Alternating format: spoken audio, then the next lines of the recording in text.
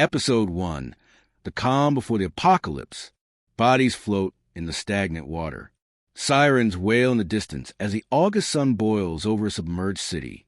New Orleans, the jewel of the South, lies shattered beneath meters of polluted water.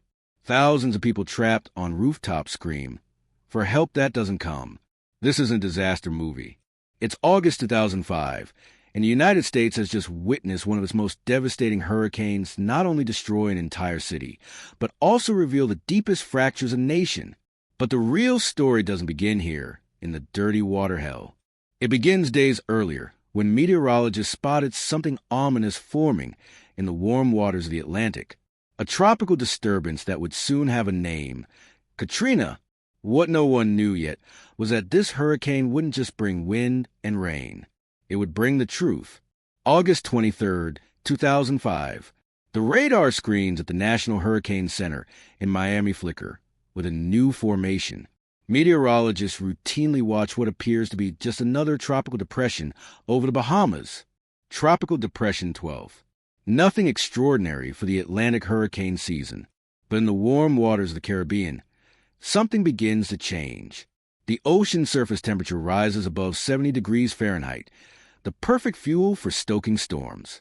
Atmospheric currents align favorably. Wind shear is low.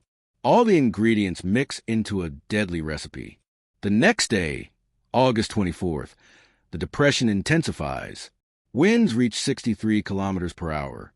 Officially, it receives a name, Katrina. It is the 11th named tropical cyclone of the season. Forecasts place it on a course for Florida, a state already familiar with hurricanes, with established protocols, with memories of previous disasters. But even then, as Katrina strengthens over increasingly warm waters, computer models begin to show something worrying. After crossing Florida, the system could head toward the Gulf of Mexico. And in the Gulf, conditions are perfect for creating something monstrous. August 25th, Katrina reaches Category 1 on the Saffir-Simpson scale with winds of 130 kilometers per hour. It makes landfall between Hallandale Beach and Aventura in southeastern Florida. Residents of Broward and Miami-Dade counties take shelter as the winds howl and tear roofs from their homes. Trees bend until they break. Power lines burst into blue sparks. Water invades the streets with sudden fury. Katrina crosses the Florida peninsula in just 6 hours, but it leaves its mark. 14 people lose their lives. More than 1 million homes are left without electricity. Damage totals $600 million. By Florida standards, it is a significant but manageable hurricane. The state has survived worse. The news reports cover the storm with the usual attention, but without exceptional alarm. After all, Florida receives hurricanes every year. What no one anticipates is that Florida has only been the appetizer. Katrina emerges from the other side of the peninsula, weakened to a tropical storm, creeping into the open waters of the Gulf of Mexico. And there, in that vast blue cauldron, the storm will find its true power. August 26. Katrina enters the Gulf of Mexico as a disorganized tropical storm.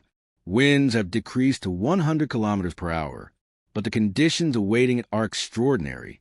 The Gulf of Mexico in August 2005 is abnormally warm. Surface temperatures reach 30 degrees Celsius in some areas. There is no significant wind shear to disrupt its development. Atmospheric pressure is favorable. It's like pouring gasoline on hot coals. Meteorologists at the National Hurricane Center watch in amazement as Katrina begins to intensify at an alarming rate. In 24 hours, it goes from a tropical storm to a Category 3 hurricane. Winds are now rotating at 193 kilometers per hour. The eye of the storm is defined with terrifying clarity in satellite imagery. A perfect circle of destruction that grows and grows. August 27th. Katrina reaches Category 4. Winds exceed 215 kilometers per hour. The diameter of the storm expands dramatically. It is not just powerful, it is enormous. Tropical storm force winds extend for more than 320 kilometers from the center. August 28th. Katrina reaches its peak intensity, Category 5. Sustained winds reach 280 kilometers per hour. Gusts exceed 344 kilometers per hour. The central pressure drops to 902 millibars, one of the lowest on record in the Atlantic. It is officially one of the most intense hurricanes ever observed in the Gulf of Mexico, and its course is clear: the Gulf Coast, Louisiana, Mississippi, Alabama. The clock begins to tick. To understand why Katrina will be so devastating, we must understand New Orleans. The city exists in the most unlikely place. Founded in 1718 by French settlers, New Orleans was built on land that was never intended to be developed. The city rests on average between 1 and 3 meters below sea level. It is surrounded by water: the Mississippi River to the south, Lake Pontchartrain to the north, swamps and bayous in every direction. Its existence is always dependent on a complex system of levees, flood walls, and pumping stations that keep the water out. During the 20th century, New Orleans sank even further. Extraction for groundwater, gas, and oil caused the land subsidence. Some areas dropped as much as an additional 3 meters. Meanwhile, the coastal marshes that serve as a natural storm barrier eroded. Channels dug for navigation and resource extraction destroyed thousands of acres of wetlands. By 2005, New Orleans is a vulnerable cup waiting to be filled. The Army Corps of Engineers manages a flood protection system with more than 560 kilometers of levees. But these levees were designed to withstand only a Category 3 hurricane. Previous studies had warned of the need to strengthen the system. They had requested funding for critical improvements, but the money never fully arrived. National priorities lay elsewhere.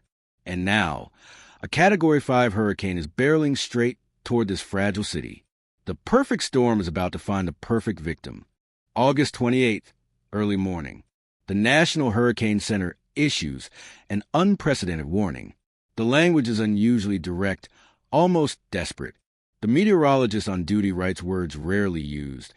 Catastrophic damage is expected. Most of the area will be uninhabitable for weeks, possibly months. At least half of well-built homes will have roof and wall damage. Downed trees and power lines will isolate residential areas. Most of the area will be without power and water for weeks. It is one of the most severe warnings ever issued for a hurricane in the United States. Louisiana Governor Kathleen Blanco declares a state of emergency. President George W. Bush does the same at the federal level. For the first time in the history of New Orleans, a mandatory evacuation of the city is ordered. Mayor Ray Nagin appears on television with an urgent message. His voice trembles slightly. Ladies and gentlemen, this is the real storm. This is a scenario we've all talked about for years. But the order comes too late. There are less than 20 hours until Katrina makes landfall. In a city of 450,000 people, not everyone can leave. Not everyone has a car. Not everyone has money for hotels. Not everyone has family outside the city. It is estimated that approximately 100,000 people will remain in New Orleans. Most are poor, elderly, sick, or otherwise without resources. Many seek refuge in the Louisiana Superdome, a massive stadium converted into a shelter of last resort. Thousands arrive with small bags, scared children and expressions of uncertainty. They believe they will be there for a few days. They don't know they are about to experience a nightmare that will define their lives. As the city half empties, Katrina continues its relentless march toward the coast. The sun sets over the Gulf in shades of red and orange. It is beautiful and terrifying. The last calm before the world changes forever. Night of August 28th. New Orleans is plunged into an eerie darkness. The streets, normally full of music and life, are empty. Businesses have boarded up, their windows boarded up. Houses are dark or abandoned. The air is still, heavy, laden with humidity and tension. In the Superdome, more than 26,000 people crowd into the stands and aisles. Entire families share close quarters. Babies cry. Elderly people rest on thin blankets. Air conditioning struggles against the stifling heat. Everyone waits. In hospitals and nursing homes, medical staff make difficult decisions. Evacuate critically ill patients or shelter in place. Some move patients to upper floors. Others trust that the buildings will hold. In poorer neighborhoods like the lower Ninth Ward, Families who couldn't evacuate prepare as best they can. They fill bathtubs with water. They stockpile food. Some climb to the attic or the second floor, thinking that the water, if it reaches, won't rise as high. But many homes in these neighborhoods only have one floor. In the wealthier suburbs, the houses are empty. Their residents fled north with cars full of belongings. Meteorologists track Katrina's every move. The storm weakens slightly as it approaches the coast, dropping to a Category 4 and then a Category 3. This offers some small relief. But the reality is that Katrina remains an extremely dangerous and abnormally large hurricane. Its size is the real problem. The storm surge, the wall of water that the storm pushes, could reach 6 to 9 meters high in some areas. New Orleans isn't prepared for that. No one is. August 29th, 6 a.m. local time. Katrina makes landfall near Boris Triumph, Louisiana, in Plaquemines Parish. Sustained winds reach 125 miles per hour. It is a Category 3 hurricane at the time of impact, but its destructive power is far greater than that classification suggests. The storm moves slowly northwest. The winds howl with a sound survivors will describe as a freight train tearing through their homes.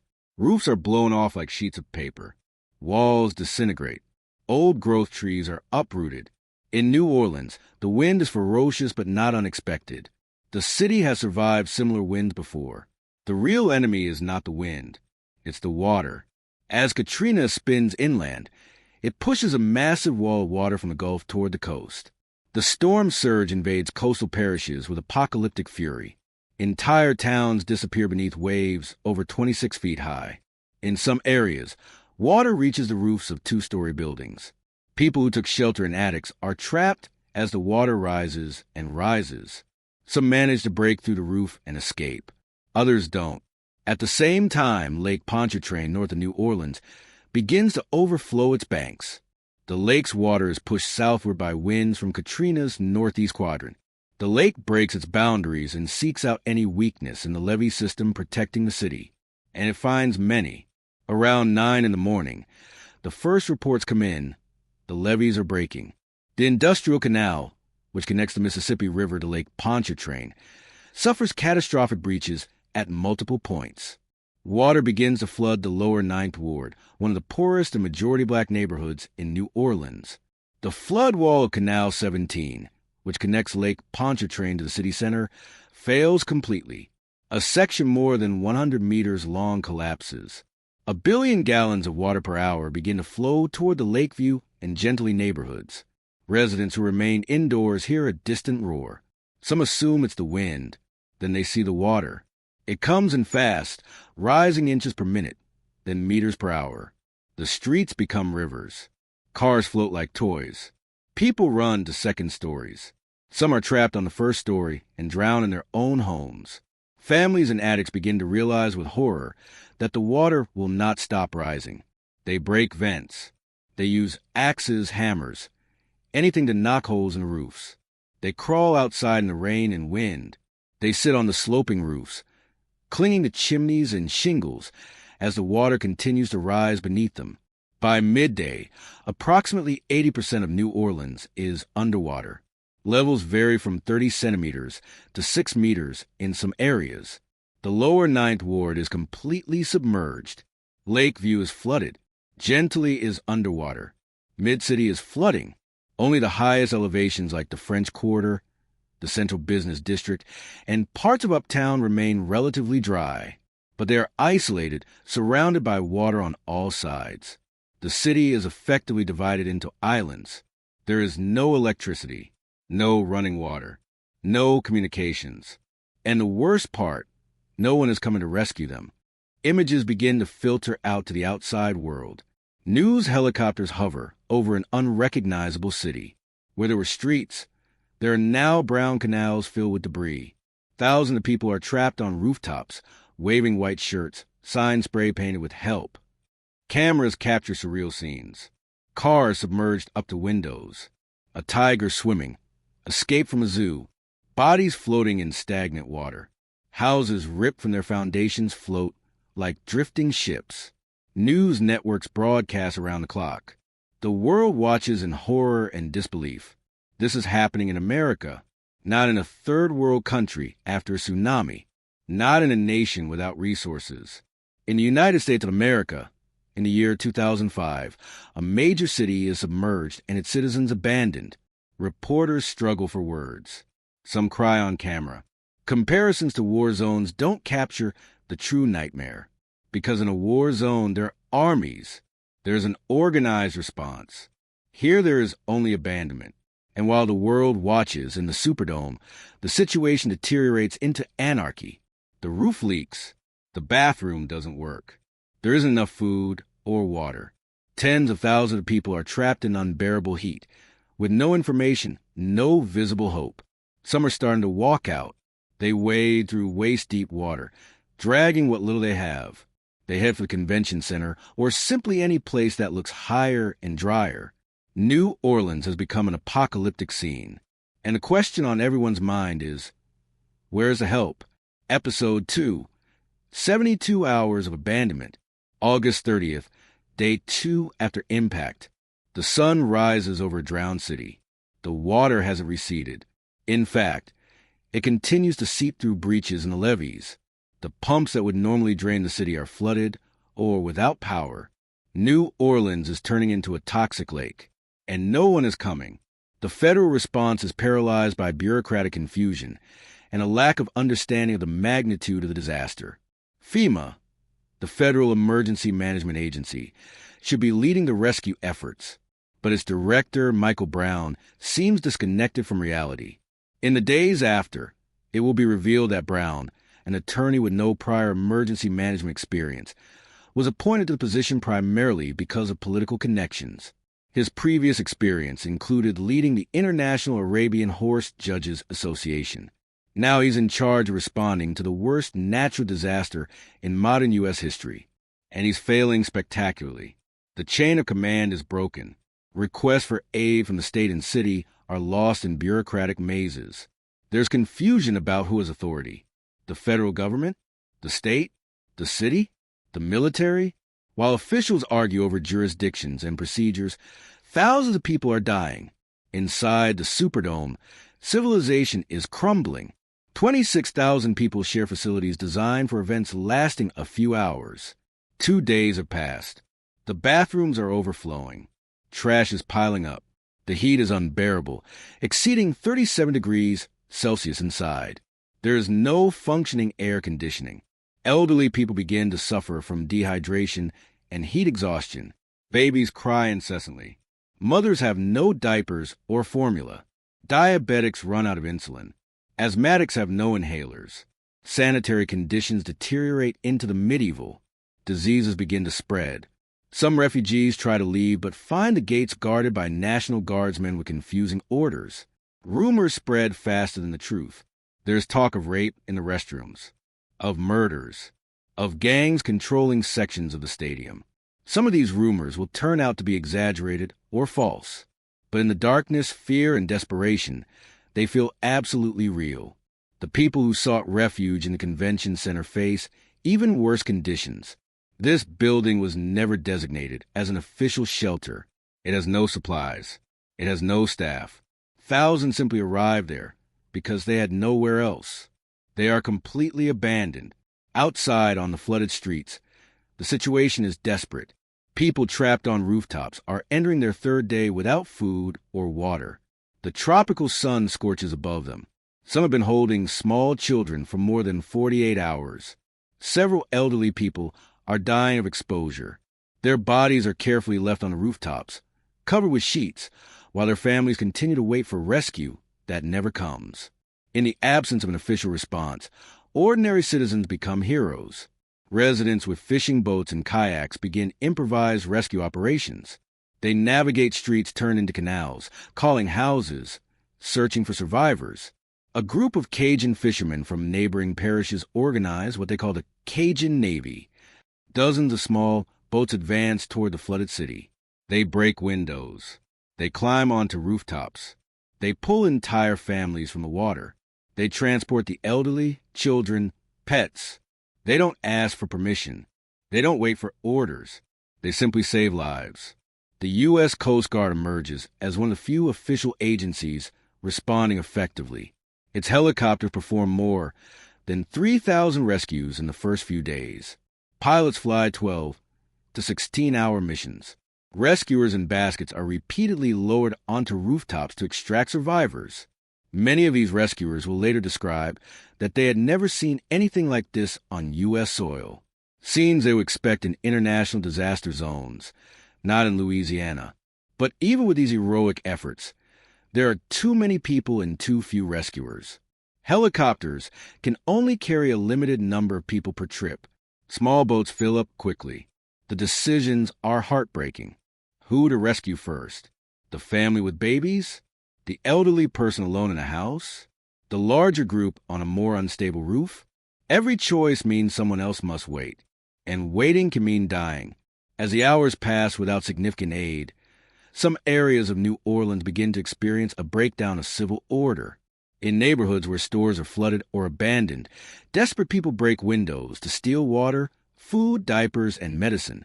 What begins as basic survival evolves, in some cases, into opportunistic looting. Television images show people carrying plasma televisions through flooded streets. Racial perceptions shamefully contaminate media coverage. When white people take supplies from stores, some media outlets describe it as scavenging. When black people do the same, the word looting is used. This racist double standard does not go unnoticed and will fuel debates about race and class for years. But beyond perceptions, there is real violence, with police overwhelmed and authority disintegrating. Some take advantage of the chaos. There are reports of shootings, of armed individuals taking over stores, and of violence against rescuers. The New Orleans police, also traumatized and overwhelmed, sometimes respond with excessive force. Officers abandon their posts. Some even leave the city. Others work nonstop for days, without adequate food, without communications, without support. Police Chief Eddie Compass will later fight accusations of losing control of his department. Amid the chaos, medical emergencies turn into tragedies. Hospitals surrounded by water run on emergency generators. When the generators fail, patients in intensive care units die. One hospital, Memorial Medical Center, will later face devastating investigations into life-or-death decisions made during the evacuation. August 31st, day 3 after the impact, President George W. Bush finally flies over the disaster zone. On Air Force One, thousands of feet high, he looks out the windows at the devastation. The images of this aerial inspection will become a symbol of disconnection. Bush seems distant, protected, detached from the suffering below. He doesn't visit the city on the ground. He doesn't meet with survivors. He simply flies over it and continues his journey. That same afternoon at a press conference, Bush makes a comment that will become infamous. He addresses Michael Brown, the director of FEMA, and says, "Brownie, you're doing an excellent job." The statement is so disconnected from reality that it instantly becomes fodder for fierce criticism. On the ground, Brownie isn't doing an excellent job. FEMA's response is chaotic, slow, and inadequate. Supplies are bogged down in bureaucracies. Federal rescue teams can't reach it because access routes are blocked and no one has coordinated the logistics. The shelters are without food or water. The federal government, the most powerful machine in the world, seems incapable of rescuing its own citizens. Meanwhile, at the Superdome and the Convention Center, conditions reach critical levels. People are literally dying of dehydration and medical neglect. Bodies are placed in separate rooms. Families scream for help. Frustration boils over into anger. Why is no one coming? Why can the United States project military power halfway around the world, but can't send clean water to Louisiana? These questions have no good answers.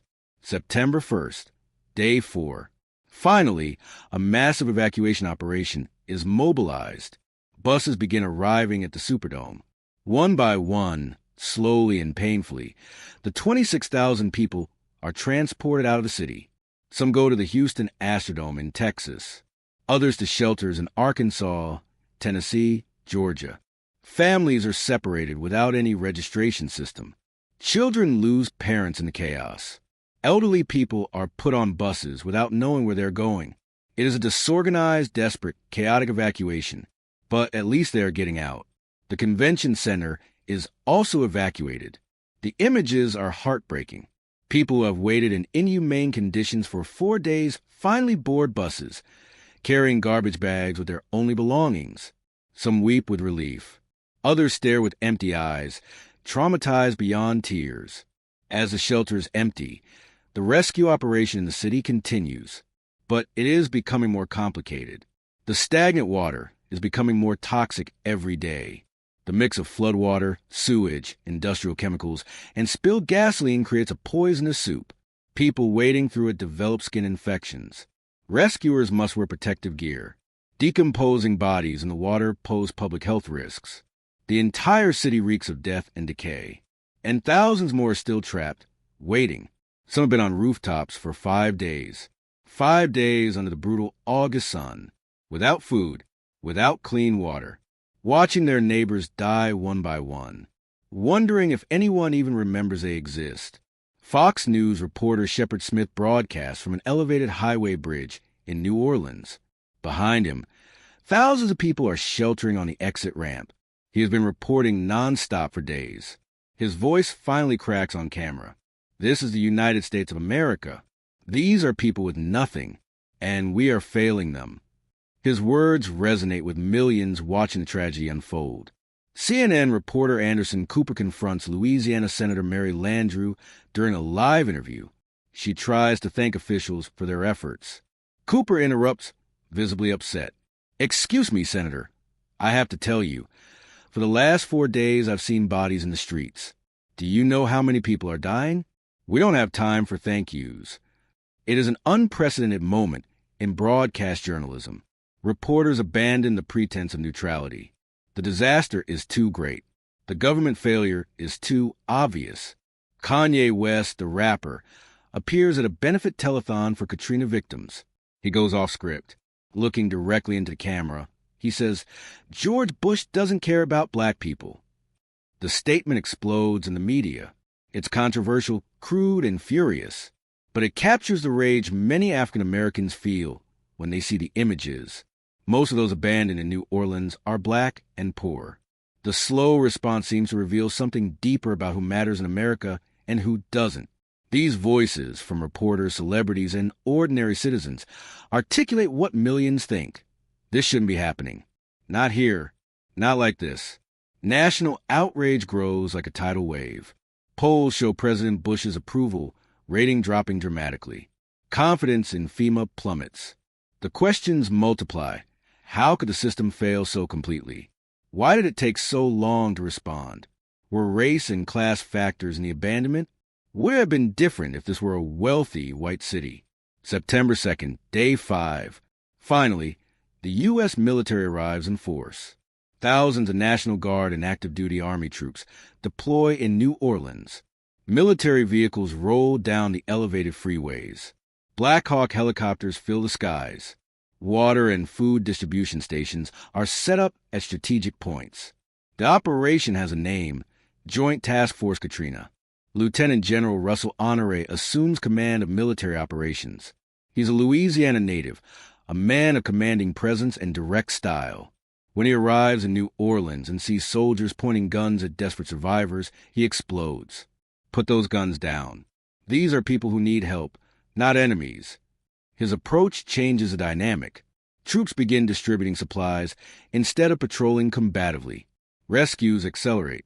Military helicopters join the Coast Guard in nonstop operations. Army amphibious boats cruise through flooded streets. House by house, neighborhood by neighborhood, they rescue those who remain. But even with massive military resources, the process is slow. The city is vast. The water is deep. Many people refuse to evacuate, afraid to leave their property or pets behind. Some fire warning guns at helicopters, misinterpreting the rescuers' intentions. Others are simply too sick or weak to move. The body count begins. In flooded homes, recovery teams find remains. Elderly people drowned on first floors. Entire families who didn't manage to escape. Bodies in attics where people died of heat and dehydration. Each discovery is documented, photographed, and labeled. Death has bureaucracy. By mid-September, approximately 1 million people have been displaced from the Gulf Coast region. It's the largest diaspora of Americans since the Civil War. Katrina refugees are dispersed across the country. Houston receives the largest number, more than 200,000 people. The Astrodome becomes a mass shelter. The images are disturbing. Thousands of people sleeping in bunks in a stadium, like a third-world refugee camp. But this is Texas. This is America. Other cities are opening their doors. Atlanta, Dallas, San Antonio, Baton Rouge, Memphis. Families from New Orleans arrive with nothing but the clothes on their backs. They have lost homes, cars, jobs, memories, identities. Everything they were has been washed away. School districts absorb thousands of new students. Hospitals treat evacuees with unmanaged chronic medical conditions. Social service agencies struggle to process the avalanche of needs.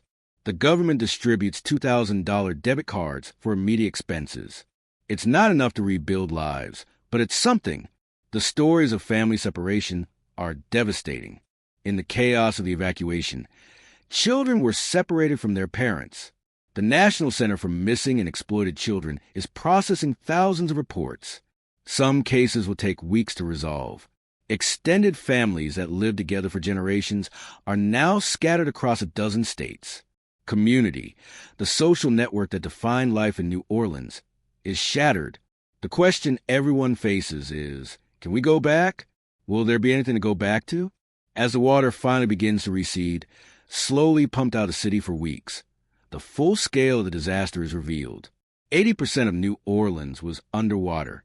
More than 200,000 homes were damaged or destroyed. The city's infrastructure is shattered. Schools were flooded. Hospitals were abandoned. Businesses were looted or ruined by water. The body count climbed daily. Recovery teams marked houses with spray paint. An X with numbers in each quadrant. Date of search. Unit that conducted it. How many survivors found? How many bodies? The XS marked the city like tombstones. In the end, Hurricane Katrina and the ensuing floods will kill 1,833 people. It is the deadliest natural disaster in the United States since Hurricane Street Phillip in 1928. In Louisiana, 1,577 people lost their lives. In Mississippi, 238. Dozens more in other states. Many bodies are not recovered for weeks or months. Some will never be found. Economic damage exceeds $161 billion, making it the costliest natural disaster in U.S. history. But the numbers don't capture the true cost. The shattered lives. The traumas that will linger for generations. The broken trust in government institutions. The brutal exposure of America's racial and economic inequalities. Katrina didn't just destroy a city. It revealed uncomfortable truths the nation preferred to ignore. And those truths would demand answers. Episode 3. Anatomy of a Failure. As the water slowly drains from New Orleans, another flood begins, a tidal wave of investigations, congressional hearings, and forensic analyses. The American public demands answers. How could the government fail so spectacularly? Who is responsible? Could it have been prevented? Commissions of inquiry are quickly formed. Congress establishes a bipartisan special committee to investigate the preparation for and response to Katrina. The Senate conducts its own investigation. The Department of Homeland Security launches internal reviews. Hundreds of hours of testimony will be taken. Thousands of documents will be examined. And what emerges is a devastating narrative of incompetence, negligence, and broken systems at every level of government. But the real story begins long before the hurricane. To understand Katrina's failure, we must go back years, even decades.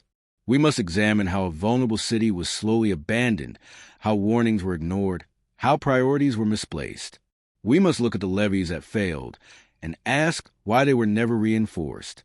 We must examine FEMA and understand how a once competent agency was destroyed by political decisions. We must confront the uncomfortable realities about race, class, and power in America. New Orleans' flood protection system was built and maintained by the U.S. Army Corps of Engineers. For decades, engineers had warned that the system was inadequate. In 1995, a study concluded that the levees could withstand only a Category 3 hurricane. Anything stronger could cause catastrophic failure. The recommendations were clear: strengthen the levees, raise the walls, improve the drainage systems. But the improvements required money, billions of dollars, and the money never fully arrived. During the Bush administration, funding for the Corps of Engineers in Louisiana was repeatedly cut. National priorities lay elsewhere. The wars in Iraq and Afghanistan consumed massive resources. Tax cuts reduced federal revenue. Civilian infrastructure projects were not a priority. Local engineers begged for funding. They testified before Congress. They submitted urgent reports. But their warnings were ignored or downplayed. The prevailing attitude was that New Orleans had survived hurricanes before. It would probably survive the next one. When Katrina struck, the levee failures weren't primarily caused by the storm overtopping them. They were structural failures. Canal 17's flood walls collapsed because their foundations were inadequate. They weren't designed properly. Further investigation will reveal that the design had fundamental flaws that engineers should have identified. The industrial canal failed at multiple points. The walls simply crumbled under the water pressure, not because the water was too high, but because the walls were too weak. In other words, the New Orleans floods weren't an inevitable natural disaster. They were a failure of engineering and public policy. They were predictable and preventable, and that realization makes the tragedy even more devastating. To understand the failure of the federal response, we must examine what happened to FEMA in the years before Katrina. FEMA was created in 1979 to coordinate the federal response to disasters. During the 1990s, under the direction of James Leavitt during the Clinton administration, FEMA was transformed into a highly efficient and respected agency. It responded effectively to Hurricane Andrew in 1992, the Northridge earthquake in 1994, and the Midwest floods in 1993. It was considered a model of government competence. But after the attacks of September 11, 2001, everything changed. The new national priority was terrorism. In 2003, FEMA was absorbed into the new Department of Homeland Security. Its focus was redirected toward counterterrorism preparedness. Funding for natural disaster response was cut. Experienced personnel were reassigned or left. Leadership positions were filled with political appointees rather than emergency management professionals. Michael Brown, who headed FEMA during Katrina, is the most notorious example. His previous experience was as a commissioner of Arabian horse judges. He had no experience in emergency management. He was appointed because he was a friend of Joe Albaugh, the previous FEMA director and a political ally of Bush. Under Brown's leadership, FEMA lost capacity and morale. Preparedness exercises were inadequate. Response plans were outdated. Coordination with state and local agencies deteriorated. When Katrina hit, FEMA was simply unprepared, and its response was a disaster within a disaster. Orders for supplies were lost in paperwork. Water trucks were sent to the wrong locations. Rescue teams were held up by absurd regulations. An emergency response group from Albuquerque was sent to Atlanta for processing before to go to New Orleans, losing critical days. The images of Katrina revealed something that many white, middle-class Americans didn't want to see: the persistence of severe poverty and racial segregation in the United States. The faces of those abandoned were overwhelmingly black, not because the hurricane discriminated, but because New Orleans' most vulnerable neighborhoods were predominantly African American and poor. The lower Ninth Ward, the most devastated, was 98% black. The median household income was $15,000 a year. Many residents didn't own cars. When evacuation was ordered, they literally had no way to leave. The city failed to provide adequate transportation. New Orleans' famous school buses, shown in aerial photos flooded and in use, became a symbol of failed planning. But the problem ran deeper. Even if the buses had been mobilized, where would people go? Many didn't have money for hotels. They didn't have credit cards. They didn't have family in other states. Evacuating requires resources that the poor simply don't have. This uncomfortable reality exposes the classist nature of evacuation plans. They are designed assuming everyone has mobility and resources. But that assumption is false. And when the system fails, it's the poor who die. Kanye West comment: George Bush doesn't care about black people, though crude, touched on a perceived truth. The slow response seemed to confirm what many African Americans already believed, that their lives matter less, that if it were a city like Palm Beach or Santa Barbara underwater, the response would have been instantaneous. Later polls would show deep racial divisions in perceptions of Katrina.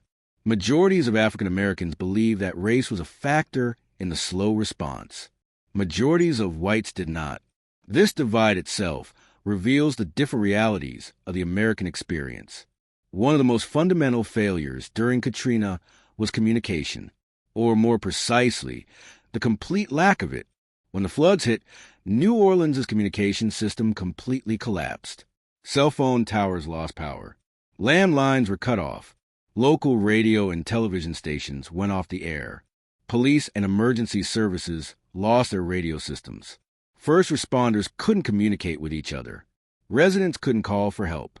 Officials couldn't coordinate responses. It was like stepping back 100 years in technology, but without the 19th century infrastructure to compensate. The lack of communication created chaotic confusion. Rumors filled the vacuum of real information. Exaggerated reports of violence proliferated. There was talk of 40 bodies in the Superdome. 6 turned out to be natural deaths. Mass rapes were reported. Subsequent investigations found very few confirmed cases. There was talk of snipers firing at rescue helicopters. Most turned out to be misinterpreted distress signals. These rumors were not innocent. They impaired the response. Some rescue teams refused to enter certain neighborhoods for fear of violence. Resources were diverted toward law enforcement rather than rescue. The narrative of New Orleans as a war zone justified inappropriate militarized responses, and the rumors had clear racial dimensions. Stories of rampant violence invoked long-standing racist stereotypes of black depravity. They reinforced the idea that poor black people couldn't be helped, only controlled. Meanwhile, communication between levels of government also failed. Mayor Nagin couldn't reach Governor Blanco. The governor couldn't reach federal officials. FEMA didn't know what was happening on the ground. The chain of command was broken. In the age of instant communication, the U.S. government couldn't coordinate a basic response because no one could talk to anyone else. September 9th, 11 days after Katrina, Michael Brown resigns as FEMA director under intense pressure. His incompetence has been brutally exposed. Emails obtained by the media reveal a stunning disconnect. As New Orleans drowned, Brown texted about his television appearance. "Can I stop rolling my sleeves?" he asked. "They're messing up my hair." As thousands suffered in the Superdome, Brown joked about needing time to eat. His response to urgent reports was often slow or non-existent. At a congressional hearing before his resignation, Brown blamed the victims. He suggested New Orleans residents should have evacuated. He blamed the mayor and governor for not doing enough. He refused to accept responsibility for FEMA's failures. Congressmen from both parties attacked him. Even Republicans loyal to Bush expressed outrage. The consensus was clear. Brown was a disastrous appointment that cost lives. His resignation does not restore confidence in FEMA. The damage has been done. The agency has been exposed as fundamentally broken. It will take years to rebuild. But Brown is only the most visible symbol of a broader problem. The culture of political appointments over professional competence. The idea that government is simply a patronage system to reward political allies. Katrina demonstrated the deadly price of that philosophy. As investigations continue, one of the most disturbing stories of Katrina emerges. What happened in the hospitals during the evacuation? Memorial Medical Center, a 317-bed hospital in downtown New Orleans, was surrounded by floodwaters. Power failed. Backup generators kept critical systems running, but the heat was unbearable. More than 2,000 people were trapped. Patients, medical staff, patients' families. The evacuation began slowly. Helicopters could carry only a few people per trip. The most critically ill patients were impossible to move. Some were on ventilators. Others were too sick to survive the transfer. The medical staff faced terrifying ethical decisions. Who to evacuate first? In a normal setting, the sickest get priority. But in this chaos, Did it make sense to use limited resources on patients who were likely to die anyway? Or should those with the greatest chance of survival be saved first? Dr. Anna Poe and others made decisions that would haunt them. According to later investigations, some patients received lethal doses of morphine and sedatives. The justification, according to testimony, was to alleviate the suffering of patients who could not be evacuated and who would die horribly in the heat. It was, in essence, emergency euthanasia. Poe was arrested in 2006 and charged with 4 counts of second-degree murder. The case generated fierce ethical debate. Was it murder or mercy? Could doctors be held accountable for decisions made under extraordinary circumstances? Eventually, a grand jury declined to indict. Poe never went to trial, but the case exposed ethical questions the United States was ill-equipped to answer. In situations of extreme disaster, when resources are insufficient, who lives and who dies? And who decides? Research also revealed a less discussed contributing factor: the massive erosion of Louisiana's coastal wetlands. During the 20th century, Louisiana lost more than 4,300 square kilometers of coastal wetlands. This erosion was caused by multiple factors. The channeling of the Mississippi River for navigation and flood control prevented the natural deposition of sediment that built new land. Canals dug for the oil and gas industry allowed salt water to invade and kill vegetation. Oil, gas, and groundwater extraction caused subsidence. The result was the disappearance of the natural barrier that protected New Orleans from storms. Wetlands act like a sponge, absorbing storm surge and weakening hurricanes before they reach inland. It is estimated that every 4 kilometers of wetlands reduces storm surge by 30 centimeters. With thousands of square kilometers lost, that protection was gone. When Katrina hit, there was nothing to slow it down. Gulf water had a direct path to New Orleans. Scientists had warned about this problem for decades. They had proposed massive wetland restoration projects. But such projects would cost billions and take decades. No one was willing to make the investment. It was easier to ignore the problem and hope a disaster wouldn't strike soon.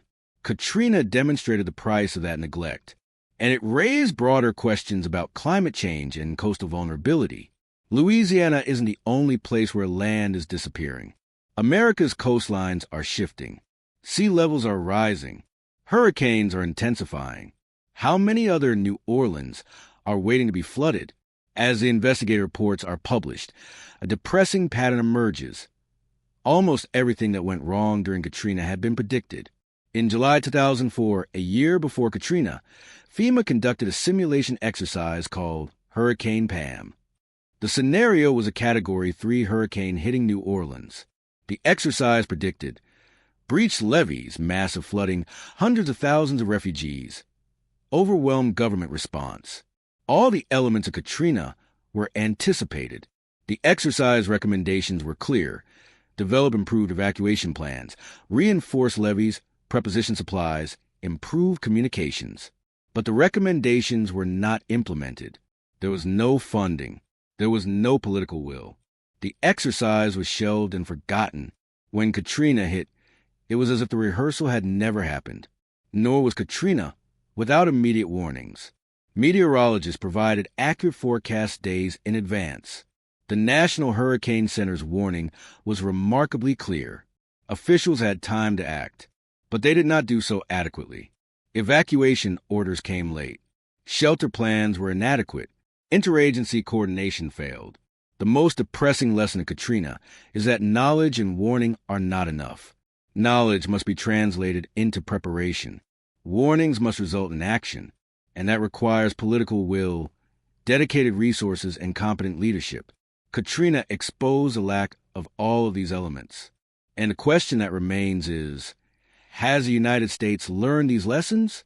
Or will Katrina simply be a prelude to similarly preventable future disasters? At the end of all the investigations, commissions, and analyses, the question remains, who is responsible? The answer turns out to be everyone and no one.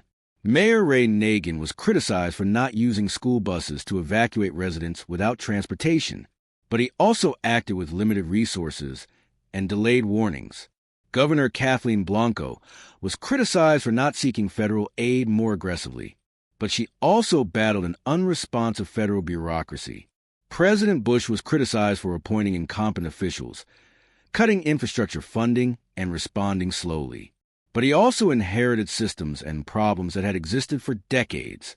The Corps of Engineers was criticized for designing flawed levees, but they worked with budgets that Congress approved. FEMA was criticized for massive incompetence, but it was deliberately weakened by political decisions beyond its control. Congress was criticized for not funding levee improvements, but they were responding to electoral priorities. Responsibility is diffused across multiple levels of government, decades of decisions, and complex systems. There is no clear villain against whom to direct anger, just a web of interconnected failures. This diffusion of responsibility is, itself, part of the problem. When everyone is responsible, no one is. There are no clear consequences. There are no enforced reforms. The system can continue without fundamental changes. And that is perhaps Katrina's most disturbing revelation. The disaster revealed deep fractures in American society and government, but it is unclear whether any will ever be truly repaired, because repairing them would require confronting uncomfortable truths about race, class, power, and priorities that the United States is not yet ready to face. Episode 4, Ghost Town, October 2005. 2 months after Katrina, the water has finally been pumped out of New Orleans. What remains is a ghost town. The streets are covered in dried, toxic sludge. Rusted cars lie overturned. Houses are marked with the spray-painted excess of search teams. The silence is absolute. There are no birds, no dogs.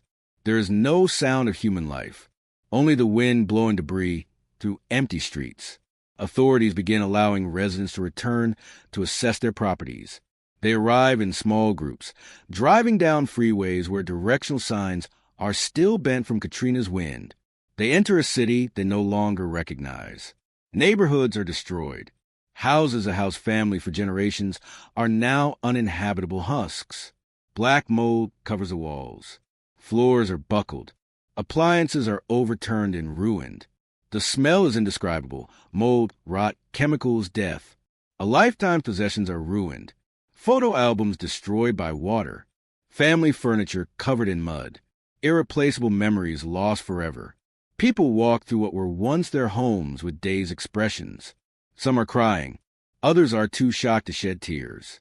The question everyone is asking is the same. How do we rebuild this? And the answer many find is, we can't. The city faces impossible decisions about what to do with tens of thousands of damaged structures. Some homes can be saved with extensive repairs. Others are beyond repair. But who decides? Homeowners can't afford expensive demolitions. They don't have enough insurance. Many don't have insurance at all. Flood insurance is separate from regular property insurance, and many New Orleans residents never bought it, assuming the levees would protect them. Now they are financially devastated. Their homes are worthless. They still owe mortgages on uninhabitable properties. They have no resources to rebuild. The city begins demolition programs. Crews with bulldozers arrive in neighborhoods and demolish homes one by one. It is efficient but brutal. Entire neighborhoods are erased. Communities that existed for a century disappear in days. Some residents protest. They don't want to see their homes demolished. They believe they can be saved. But the economic reality is unforgiving. Mold remediation alone can cost tens of thousands of dollars per home. Replacing electrical systems, plumbing, insulation, drywall. The costs pile up until they exceed property values. For many, it makes more financial sense to demolish and start over. But starting over requires capital they don't have. Controversies arise over which neighborhoods to rebuild. Some officials suggest using Katrina as an opportunity to reduce the footprint of New Orleans. They argue that the most vulnerable areas shouldn't be rebuilt. They should be converted into green spaces or wetlands. This makes sense from a risk management perspective. But for the residents of those neighborhoods, it sounds like ethnic cleansing by disaster. The neighborhoods they suggest not rebuilding are predominantly black and poor. The proposal sparks outrage and accusations of racism. As New Orleans struggles to rebuild, hundreds of thousands of evacuees face housing crises in the cities that hosted them. Temporary stadium shelters close after weeks. People need real housing. FEMA distributes thousands of trailers and temporary manufactured homes. Massive trailer parks are set up in Louisiana, Mississippi, and Texas. Endless rows of white campers stretch for miles. They are small, cramped, and hot in the brutal southern summer. Families of 5 or 6 squeeze into spaces designed for 2. Privacy is non-existent. Tensions boil over, but they are better than nothing. They are shelter, except that problems soon emerge. The FEMA trailers turn out to be contaminated with formaldehyde. The chemical used in building materials releases toxic fumes, especially in the heat. Residents report headaches, breathing problems, and nosebleeds. Children develop asthma. It's yet another scandal within the disaster. FEMA will eventually acknowledge the problem, but not before thousands of people have been exposed for months. Many evacuees never return to New Orleans. They find jobs in Houston, Atlanta, Dallas. Their children adjust to new schools. They establish new lives. Returning seems increasingly impossible. Why return to a destroyed city without jobs when they've begun to rebuild elsewhere? The diaspora becomes permanent. Entire communities are dispersed. Families who lived in the same neighborhood for generations are now separated by hundreds of miles. Churches lose their congregations. Businesses lose their customers. The social network that defined life in New Orleans is unraveling. In Houston, tensions rise between local residents and evacuees from New Orleans. Some Texans welcome the newcomers. Others resent them. There are complaints about crime, overburdened schools and social services, and people not assimilating. Old prejudices resurface, and the evacuees, traumatized and displaced, find themselves unwelcome to places where they sought refuge. The New Orleans public school system is completely destroyed. 128 school buildings were damaged or destroyed. Approximately 65,000 students were displaced. The Orleans Parish School District, which operated most of the city's public schools, is bankrupt. It has no funds to rebuild. It has no students to educate because they haven't returned. In November 2005, the state of Louisiana makes an unprecedented decision. The state legislature transfers most of New Orleans public schools to the Recovery School District, a state district originally created to take over underperforming schools. Effectively, the local school system is dissolved. What emerges in its place is a radical experiment. New Orleans will become the first city in the United States with a school system almost entirely based on charter schools. Charter schools are publicly funded but privately operated institutions with greater autonomy than traditional public schools. They have their proponents who argue they offer innovation and choice. They also have critics who see them as a privatization of public education. New Orleans' transformation is driven by both opportunity and necessity. With the old system destroyed, educational reformers see an opportunity to build something new from the ground up. Nonprofit organizations from across the country arrive to open charter schools. Teach for America sends hundreds of young teachers. It's presented as an educational renaissance. But there are costs. The New Orleans Teachers Union, which once represented thousands of educators, is effectively eliminated. Veteran teachers, many of them African American from the community, lose their jobs. New teachers are often young, white, and from outside Louisiana. The community loses control over its own schools. Decisions are now made by unelected boards and national organizations. The results of the experiment will be debated for years. Test scores will improve, but critics will argue that this is partly because the poorest and most difficult students never returned. Charter schools will have more flexibility, but also less oversight. What is indisputable is that Katrina was used to implement a radical educational transformation that probably would never have been possible under normal circumstances. The disaster became a political opportunity. Before Katrina, New Orleans had several large public housing complexes housing thousands of low-income residents. The projects had problematic reputations: crime, drugs, poor maintenance. But they were also communities where people lived for decades, where social networks formed, where family life existed. After Katrina, these projects became the focus of bitter controversy. Some were damaged by flooding. Others suffered minimal damage because they were on higher ground. But the New Orleans Housing Authority, with support from the federal government, decided to demolish the four main public housing complexes. Officials argued that the projects were obsolete and not worth repairing. They proposed replacing them with mixed-income communities that would combine affordable housing with market-rate units.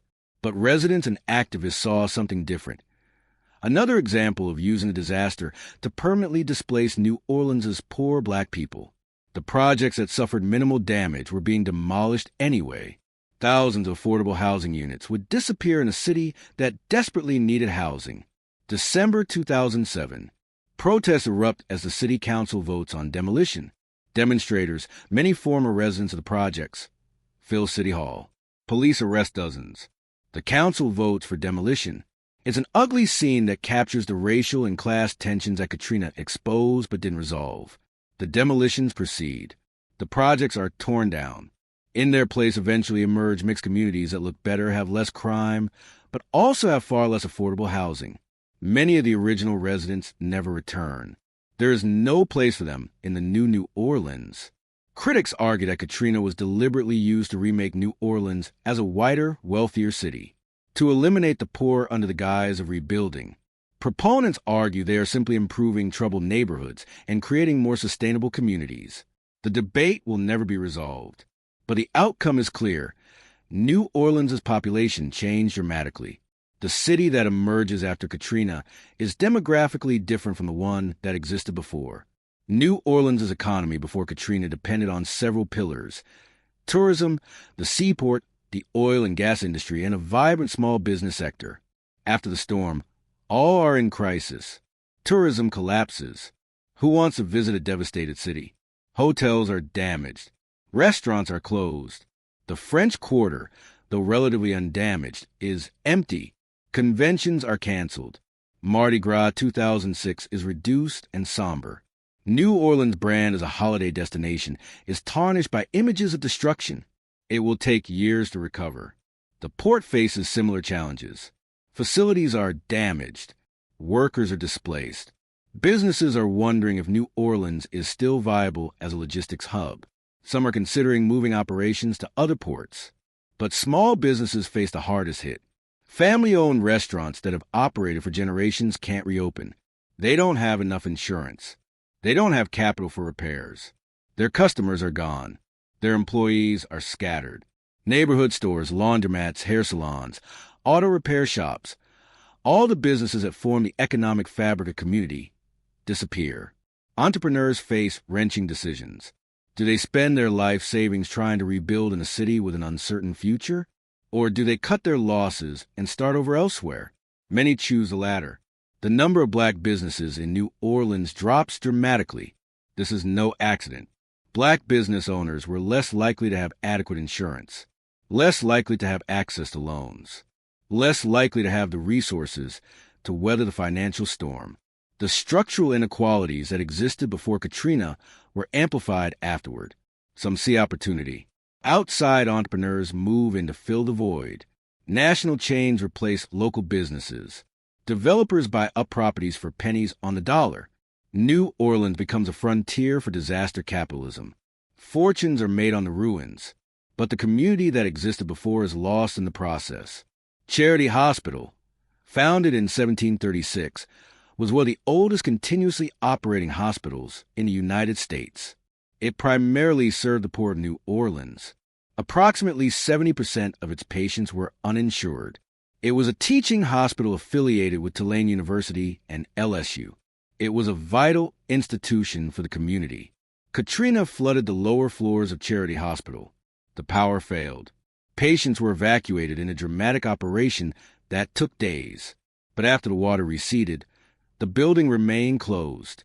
State officials declared it too damaged to repair. They proposed building a new medical complex and demolishing Charity Hospital. Critics argued that Charity Hospital could have been repaired a fraction of the cost of new construction. They pointed out that other equally or more damaged buildings had been repaired. They charged that the real motive was to eliminate a hospital that primarily served the poor. Charity Hospital never reopened. It remains abandoned to this day, a massive, empty building in downtown New Orleans. Windows shattered, hallways silent, where thousands of lives were once saved. It's a ghostly monument to neglect. The new medical complex that was eventually built is impressive and modern, but it serves a different population. The medical safety net that charity provided was never fully replaced. New Orleans' poor have less access to medical care after Katrina than before.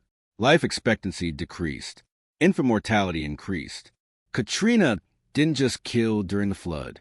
It continued to kill for years afterward through destroyed support systems that were never rebuilt. New Orleans wasn't just a city. It was a living culture, the birthplace of jazz, home to unique culinary traditions, a center of Creole and African American culture, a city with perhaps a more distinctive cultural identity than any other in the United States. Katrina threatened all of that. Musicians were scattered. Music clubs were closed or destroyed. Iconic restaurants disappeared. Cultural practices that depended on community and continuity were disrupted. The tradition of the Mardi Gras Indians, African American groups that create elaborate feathered costumes and parades at Mardi Gras, nearly died. These organizations depended on specific neighborhoods. When those neighborhoods emptied, the traditions faltered. The second lines, brass band processions with dancing in the streets that were a central part of New Orleans life, became rare. There weren't enough people. There weren't enough musicians. The block parties that happened every weekend disappeared because the neighborhoods were empty. There were heroic efforts to preserve the culture. Musicians returned as soon as they could. Bars and clubs reopened in damaged buildings. Festivals resumed. There was a determination not to let Katrina kill the spirit of New Orleans. But something was lost. The city that returned was different. Smaller, less black, wealthier, more touristy, with more national chains and fewer local businesses, with more newcomers and fewer multi-generational families. The culture survived but transformed.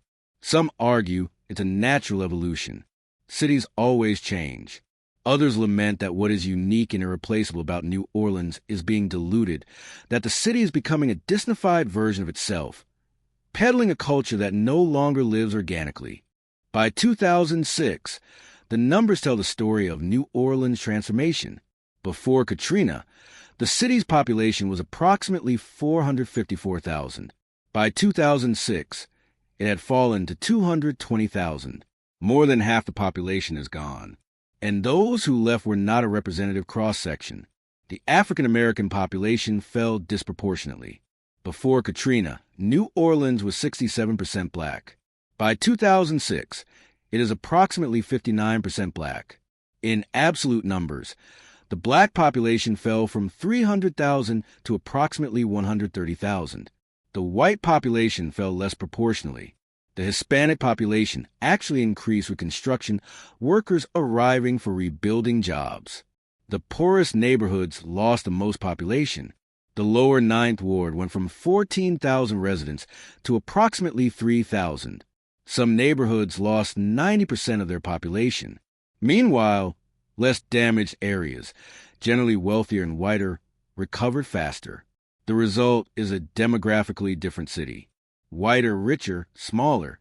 Whether this was an inevitable consequence of the disaster or the result of deliberate political decisions is a question that divides opinion, but the numbers are indisputable. The emerging New Orleans is not the same city that Katrina destroyed. As reconstruction continues slowly throughout 2006 and 2007, it becomes clear that New Orleans is being rebuilt selectively. Resources are concentrated in certain areas while others are abandoned. The French Quarter, a tourist backbone, is prioritized. The central business district receives attention. Middle-class neighborhoods like Lakeview get reconstruction funding. But poor neighborhoods like the lower Ninth Ward are left behind. Basic services, electricity and water, are not restored quickly. Garbage collection is erratic. Schools don't reopen. Without basic services, people can't return. Without people, there is no incentive to restore services. It's a vicious cycle. Critics argue this is deliberate, that the city is using a lack of services to prevent undesirable populations from returning, that they are remaking New Orleans for a more affluent class. Officials deny this. They argue they have limited resources and should prioritize them where they will have the greatest impact. that it makes no sense to restore services to areas where few people have returned. Whatever the intention, the effect is clear. New Orleans is choosing who can return, and the people chosen are disproportionately wealthy and white. 3 years after Katrina, in 2008, many parts of New Orleans still look like a disaster area. Abandoned houses marked with wanted excess, empty lots overgrown with weeds, broken streets. The ghost town hasn't been fully resurrected. It has been partially gentrified, and the ghosts of those who were permanently displaced haunt the reclaimed parts. Episode 5, The Judgment of the Nation.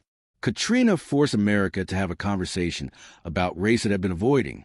The images of thousands of abandoned Black Americans were too powerful to ignore. Kanye West's comments, though controversial, expressed what many African Americans felt. But the conversation was uncomfortable and ultimately incomplete. Polls revealed deep divisions in how white and Black Americans interpreted Katrina. A September 2005 Pew Research survey found that 66% of African Americans believed the government would have responded more quickly if the victims were white. Only 17% of whites agreed. 2/3 of African Americans said Katrina showed that racial poverty remains a major problem. Only 1/3 of whites agreed. It was as if two different countries were observing the same disaster. For many African Americans, Katrina confirmed what they had always known, that they are second-class citizens, that their lives matter less, that the government will not protect them. For many whites, suggesting that race was a factor was unfair or overstated. The problems were logistical, not racial. The disaster was natural, not discriminatory. Both perspectives contained partial truths. Katrina's winds and water did not discriminate, but the vulnerabilities that predisposed people to disaster did have racial dimensions. Centuries of discrimination, residential segregation, and economic disinvestment created conditions where African Americans disproportionately lived in more vulnerable areas with fewer resources to evacuate. The governmental failure was not explicitly racist, but its effects fell more heavily on African Americans because they were already in more vulnerable positions. This distinction between intentional racism and structurally racist outcomes was difficult to communicate and even harder to accept. The racial conversation initiated by Katrina eventually dissipated without real resolution. The United States failed to use the disaster as a catalyst to confront structural inequalities.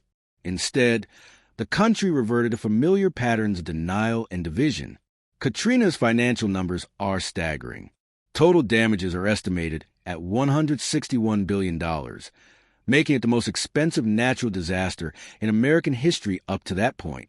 The federal government will eventually allocate approximately $120 billion for recovery and rebuilding. It is the largest disaster relief response in American history. But where that money went and what it accomplished are complicated questions. Some funds went directly to victims. FEMA provided temporary housing assistance, funds for home repairs, and funeral benefits. The Highway Overhang Program provided funds to elevate homes above future floodwaters. But the process was chaotic and frequently unfair. Many applications were denied for technical reasons. People without clear ownership documentation, common in poor neighborhoods, struggled to get assistance. The insurance claims process was nightmarish. Insurance companies denied millions in claims, arguing that the damage was caused by flooding, not wind. Because flood insurance is separate, many people discovered their policies didn't cover what they assumed. Massive litigation resulted, taking years to resolve. Large sums went toward infrastructure, levee repairs, restoration of water and sewer systems, and road reconstruction. The Army Corps of Engineers received more than $14 billion to reinforce and rebuild the flood protection system. But there was also massive waste and corruption. Contractors received no-bid contracts. Cost overruns were common. Millions were squandered on projects that were never completed. Investigations uncovered widespread fraud in aid programs. People filed false claims. Contractors billed for work never performed. Officials accepted bribes. The scale of corruption was predictable given the volume of money and inadequate oversight. As technical investigations into the levee failures are completed, a devastating picture of engineering negligence is emerging. An independent team of experts from the University of California, Berkeley, concludes that the failures were caused by fundamental design errors, not by the unprecedented intensity of the storm. The canal's 17 flood walls were designed based on incorrect assumptions about the soil beneath them. Engineers assumed the clay layer beneath the walls was deeper and stronger than it actually was. When water pressed against the walls, the soil beneath simply gave way. The walls slid outward and collapsed. This was not an act of God. It was human error. The Army Corps of Engineers, responsible for design and construction, faces devastating criticism. Investigators find the organization had a culture of complacency and overconfidence. The computer models used were inadequate. Soil testing was insufficient. Quality reviews were cursory. There was pressure to keep costs down, leading to cheaper but riskier designs. Some engineers within the Corps had expressed concerns about the designs, but they were ignored or silenced. The organizational structure discouraged dissent. No one wanted to be the one delaying projects or padding budgets with safety concerns.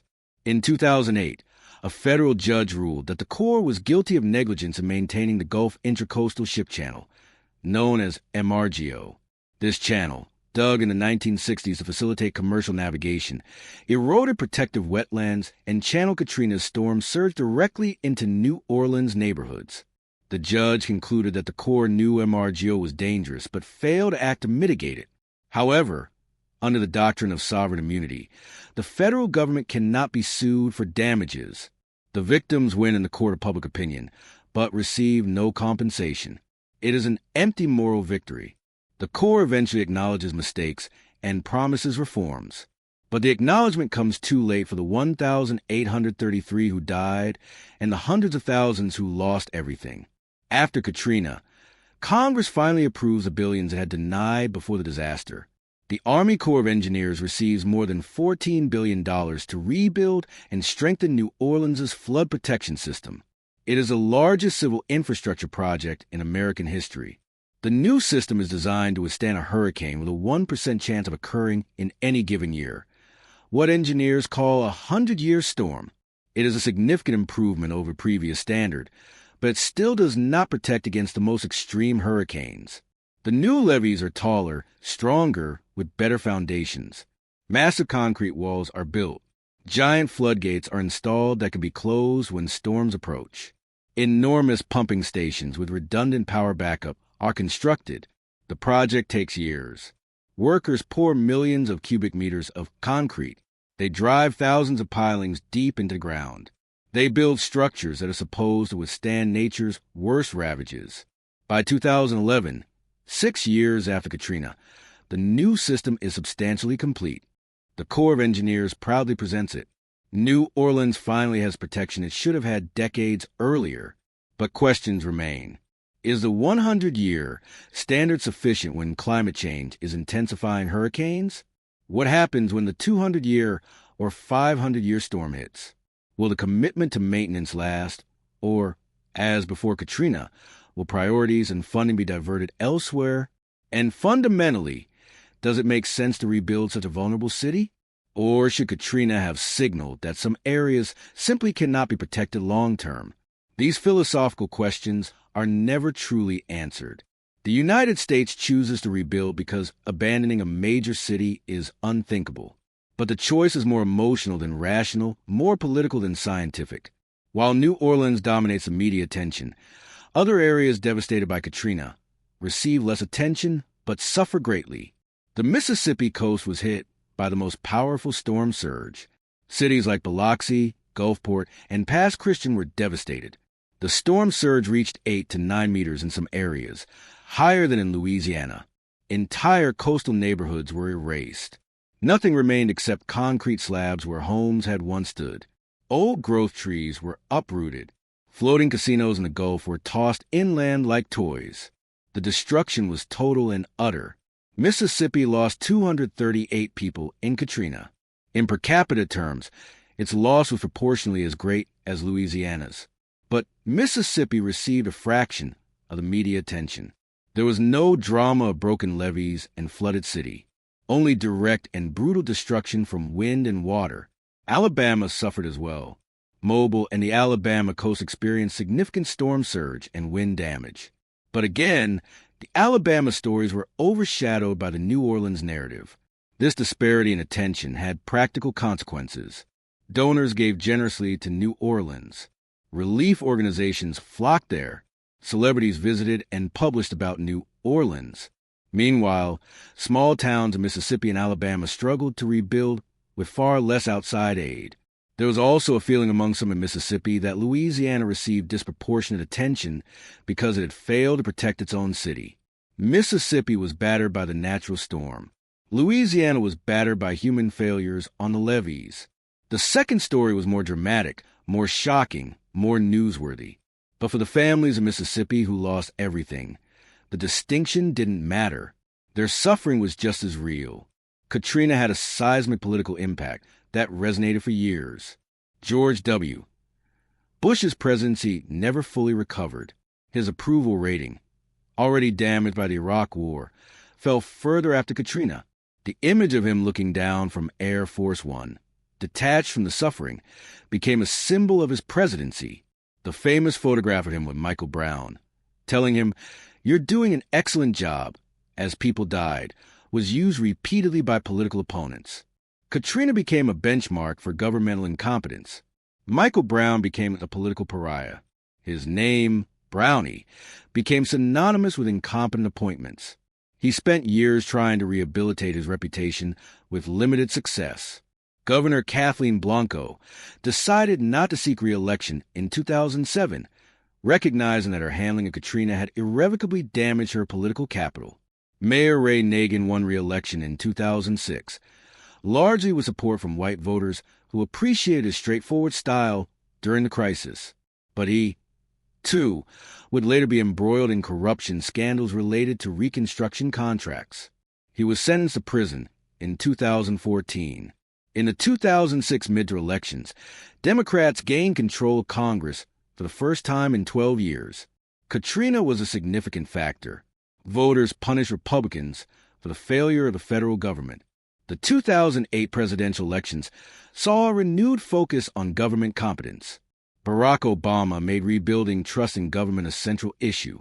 John McCain had to distance himself from the Bush administration, complicated by the fact that he had supported many of its policies. Katrina also changed conversations about disaster policy. There was bipartisan recognition that FEMA needed to be reformed and strengthened. Under the Obama administration, FEMA was rebuilt with professional leadership and better resources. Katrina's most lasting political legacy was what it revealed about American government and society. It showed that competence matters, that political appointments have consequences, that poverty and race still define vulnerability, that infrastructure cannot be ignored. These lessons were learned but not always applied in future disasters. In the years after Katrina, survivors began to tell their stories in books, documentaries, and testimonies. Their narratives are diverse but share common themes: trauma, loss, resilience, abandonment. Some tell stories of heroism, of neighbors helping each other, of miraculous rescues, of communities uniting in crisis. These narratives affirm the human capacity for kindness under extreme pressure. Others tell darker stories, of violence and chaos, of people left to die, of racism and neglect, of trauma that never fully heals. These narratives expose the failings of systems and institutions. Children who lived through Katrina carry particular scars. Psychologists find high rates of post-traumatic stress disorder, anxiety, and depression in children who were evacuated. Many experienced separation from parents and extended family. They lost pets, toys, everything familiar. They changed schools multiple times. Their education was interrupted. Older survivors often never fully recovered. Many died within a year or two of the disaster, not from direct physical trauma, but from the stress of displacement, loss of community, depression. Some simply lost the will to live after losing everything. First responders, police, firefighters, medical personnel, also carried trauma. Many developed PTSD after weeks of exposure to death, suffering, and chaos. Some left their professions. Others struggled with alcoholism, relationship problems, suicide. There were also stories of rebirth. People who used Katrina as a catalyst for life change. who found new careers, new purpose, new communities, who turned trauma into activism. The 2008 documentary, Trouble the Water, captures these complexities, showing an African-American couple navigating the disaster with a home camera, creating an intimate document of survival and resilience. Artists responded to Katrina with bursts of creativity born of grief. Musicians wrote songs. Writers penned novels and memoirs. Filmmakers made documentaries. Photographers documented destruction and rebuilding. Director Spike Lee created a monumental documentary, When the Levees Broke, in 2006, for hours of testimony, footage, and analysis that became the definitive record of the disaster. The documentary did not shy away from controversy, directly confronting questions of race, class, and governmental failure. New Orleans musicians transformed trauma into art.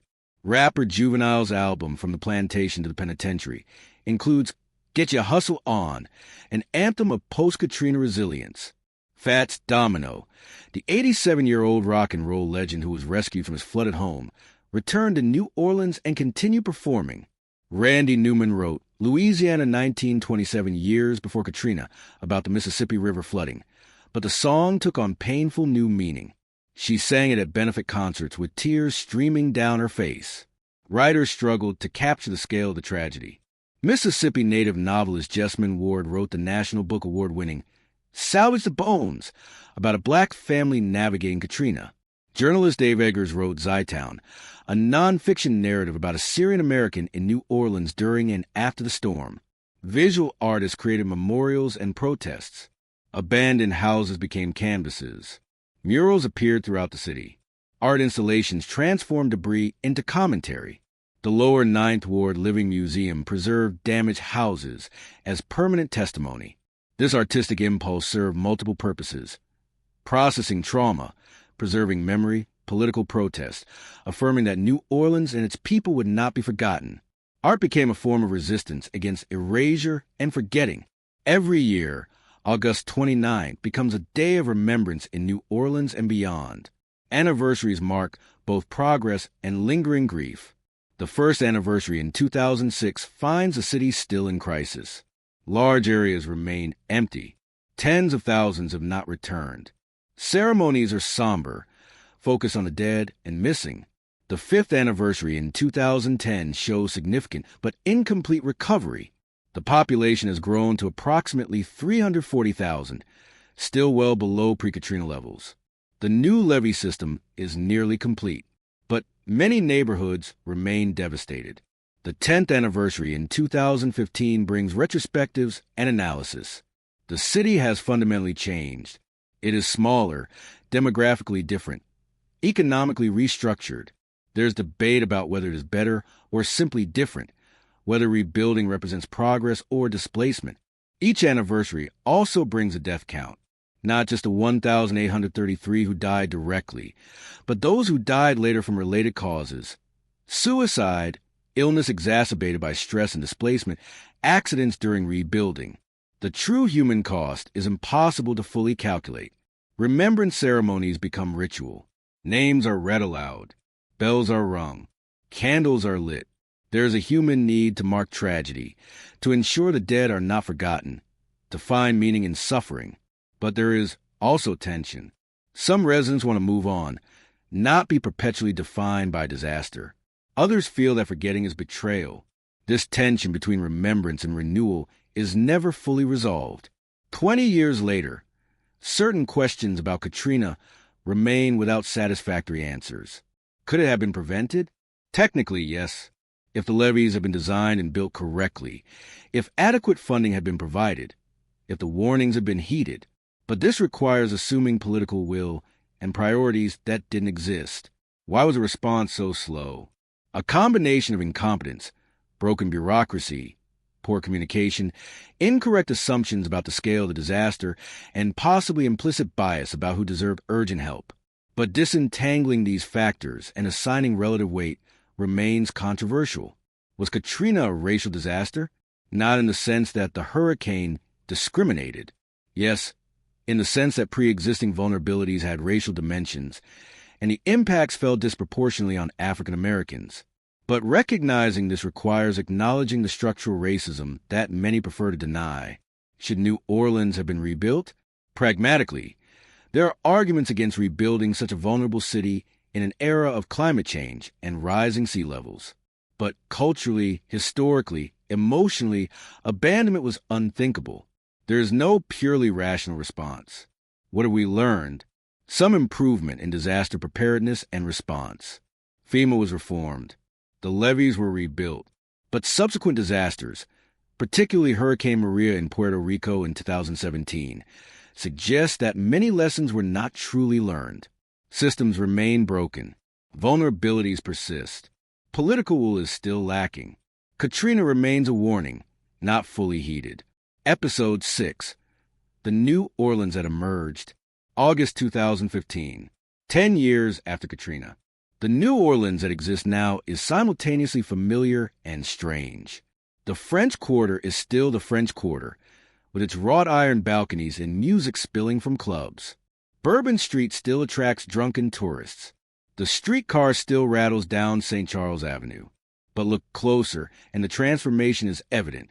The population is roughly 386,000, still 14% below pre-Katrina levels. The racial composition has changed. The city is now 59% black, compared with 67% before Katrina. The Hispanic population has grown from 3% to 5%, reflecting the influx of construction workers who stayed behind. Median household income has increased, but this is partly because the poorest residents never returned.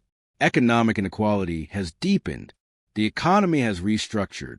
Tourism is now even more dominant. In 2015, New Orleans receives more than 10 million annual visitors, a record. Boutique hotels have replaced tenements.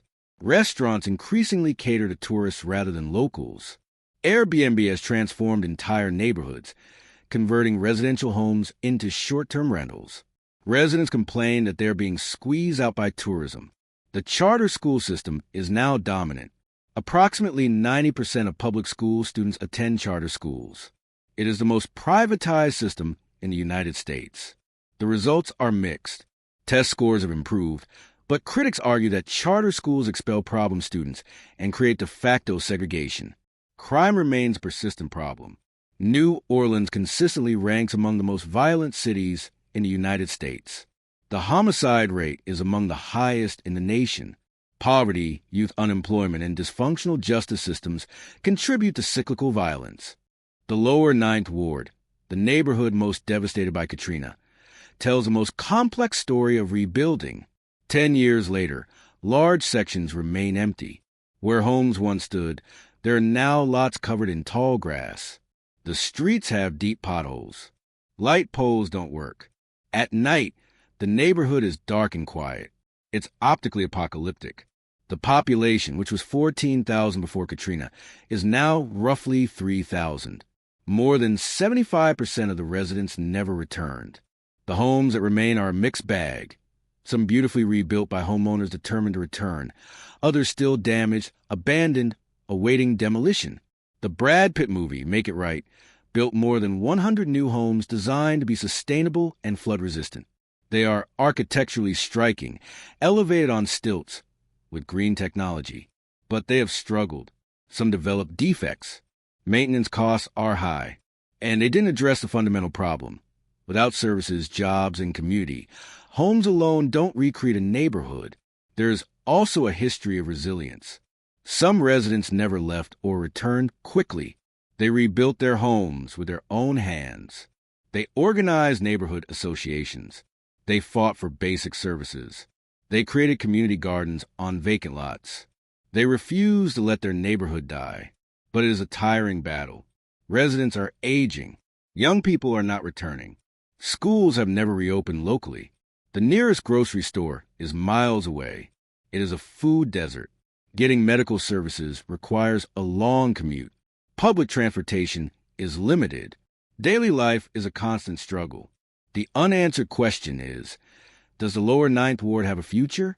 Or is it simply a slow death as the last determined residents age and die? While some neighborhoods languish, others experience accelerated gentrification. Bywater, Trumé, and parts of Mid-City are being transformed. Young professionals, many of them white, from outside Louisiana, arrive, drawn by the culture, music, food, and relatively low cost of living. They buy flood-damaged homes at discounted prices. They renovate them.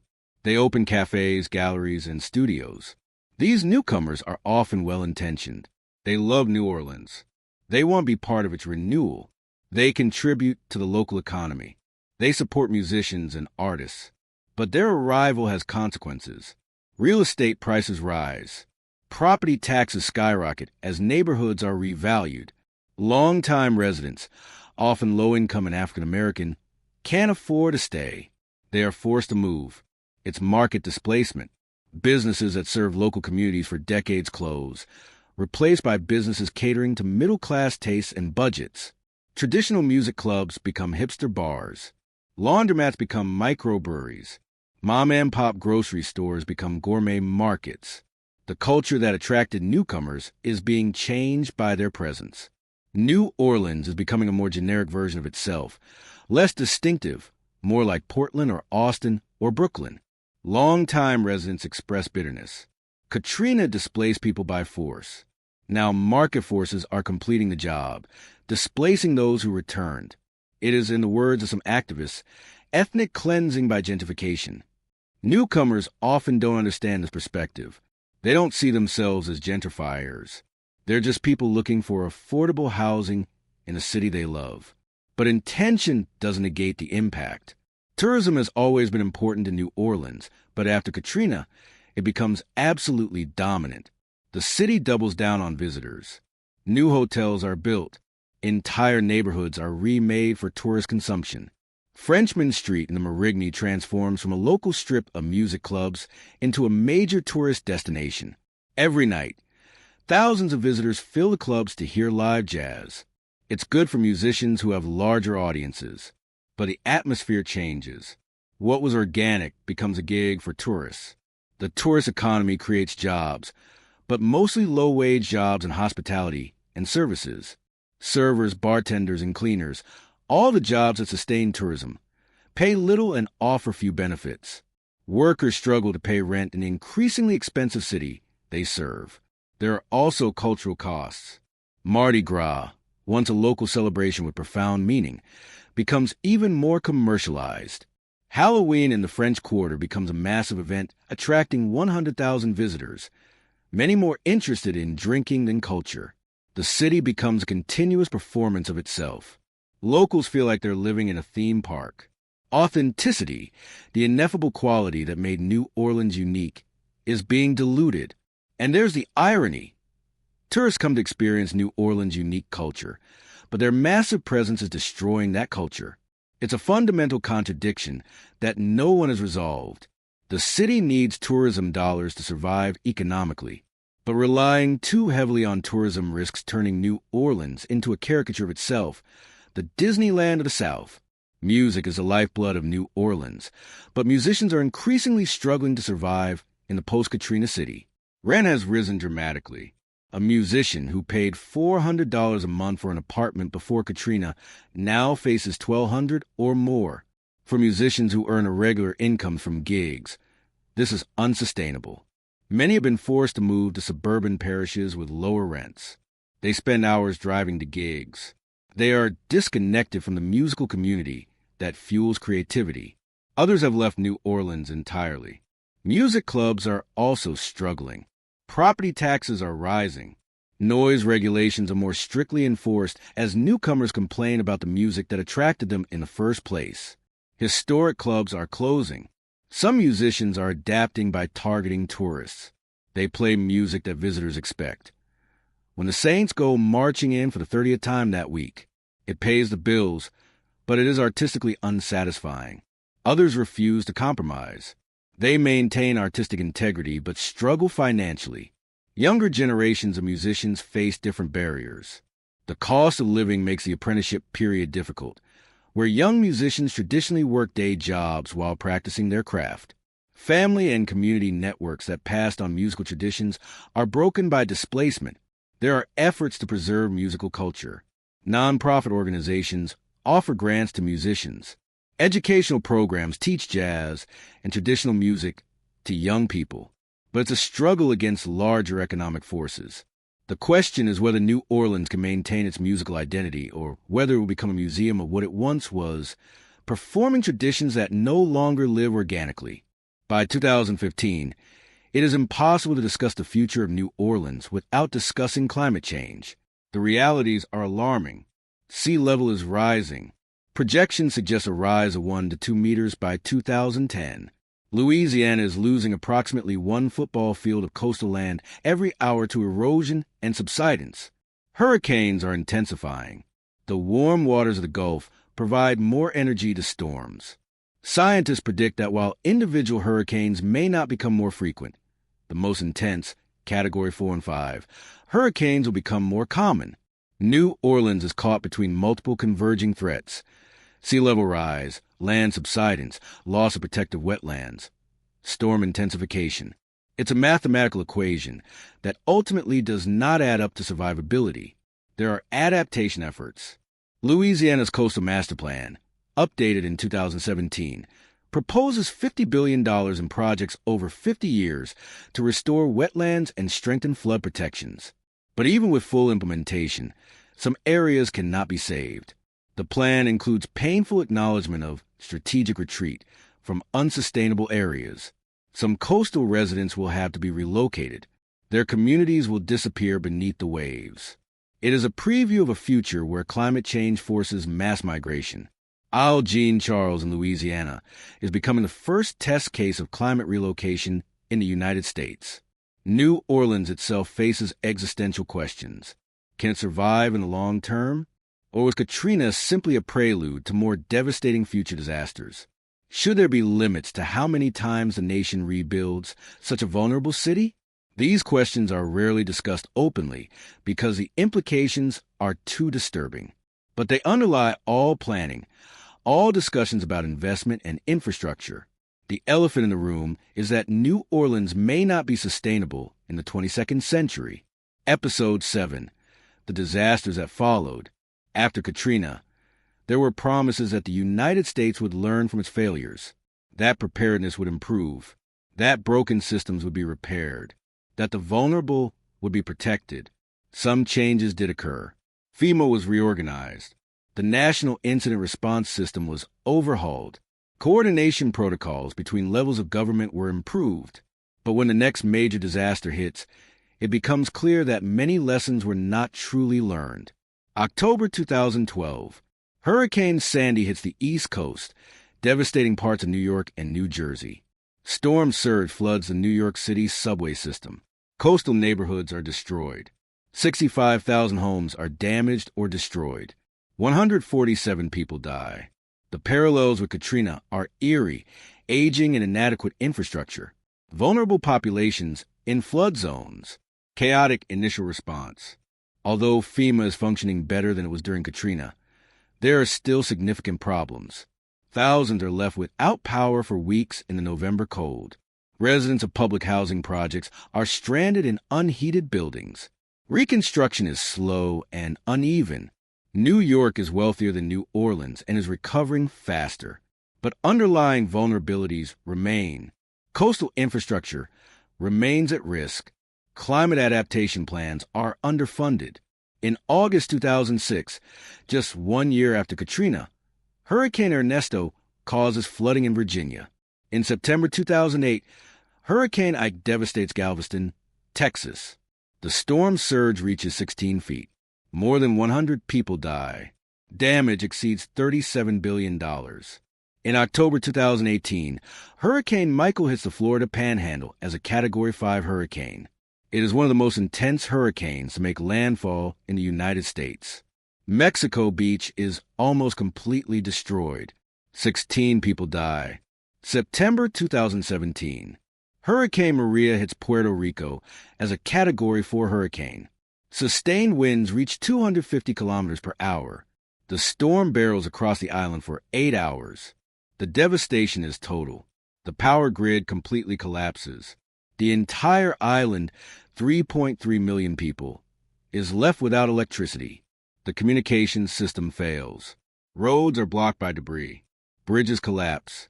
The water system is destroyed. Hospitals run on generators that soon run out of fuel.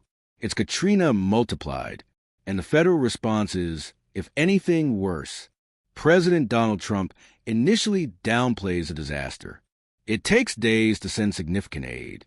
When he finally visits, he tosses rolls of paper towels to a crowd as if they were giveaways at a game show. It's a moment of stunning callousness reminiscent of Bush looking out from Air Force One. FEMA is completely overwhelmed. Supplies are stuck at ports. Distribution is chaotic. Containers of bottled water remain undistributed while people drink from contaminated streams.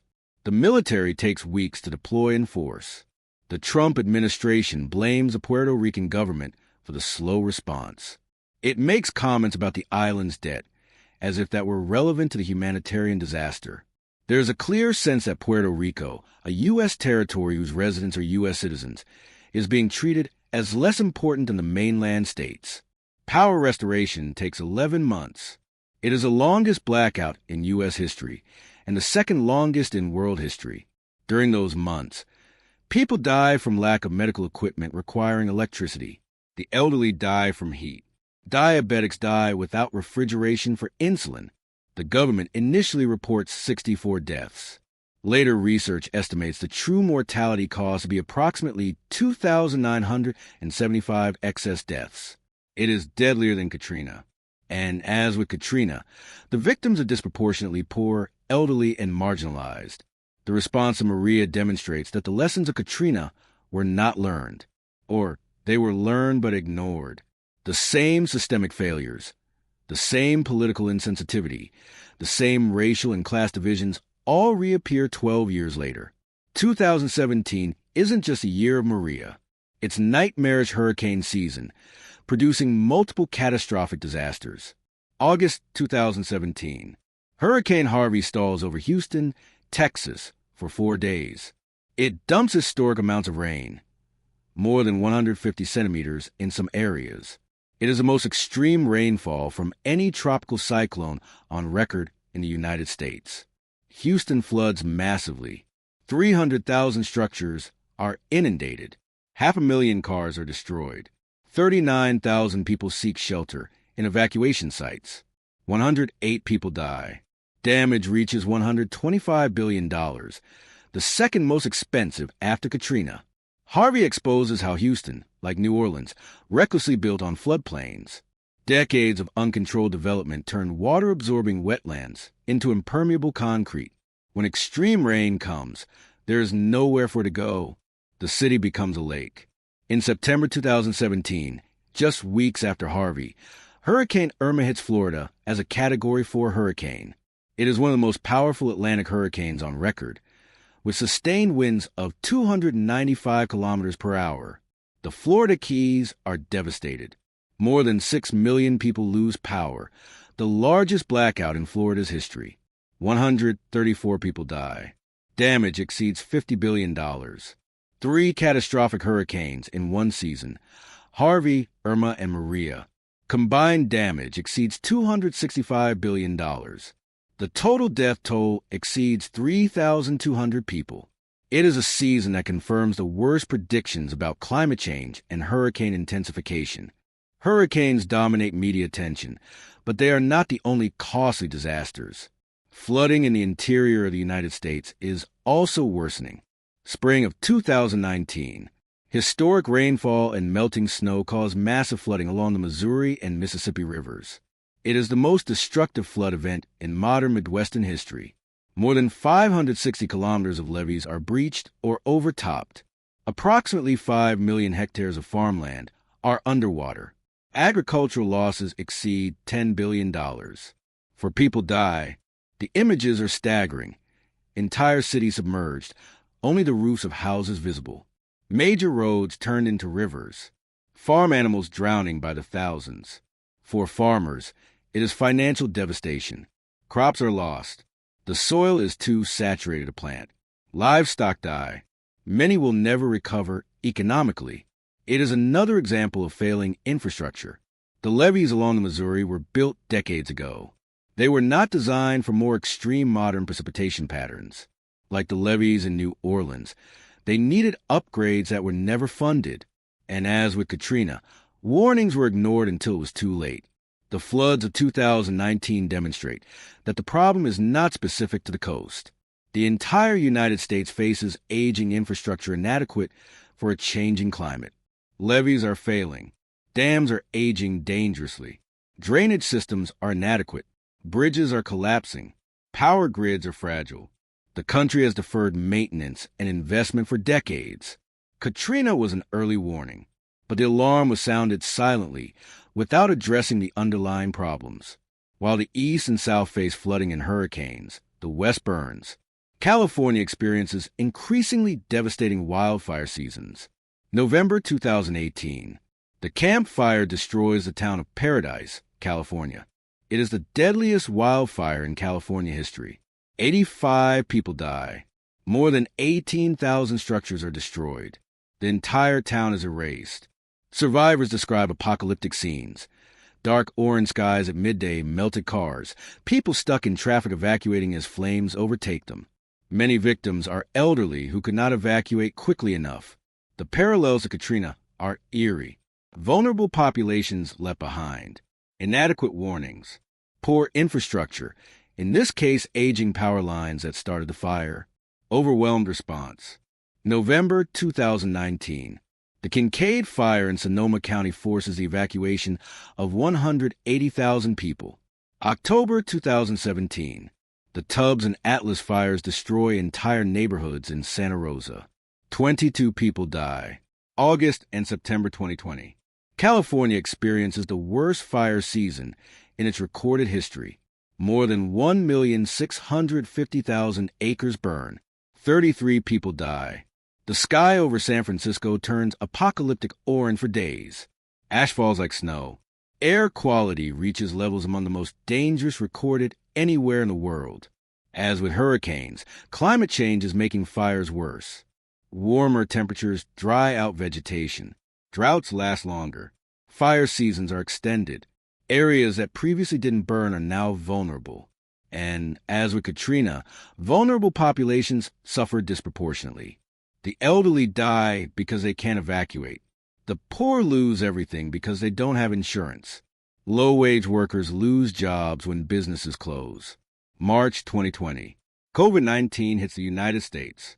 Although not a natural disaster in traditional sense, the pandemic exposes many of the same systemic flaws as Katrina. The federal response is chaotic and politicized. There is no clear coordination across agencies. Public health messages are confusing and contradictory. The supply of personal protective equipment is a disaster. Hospitals struggle without supplies.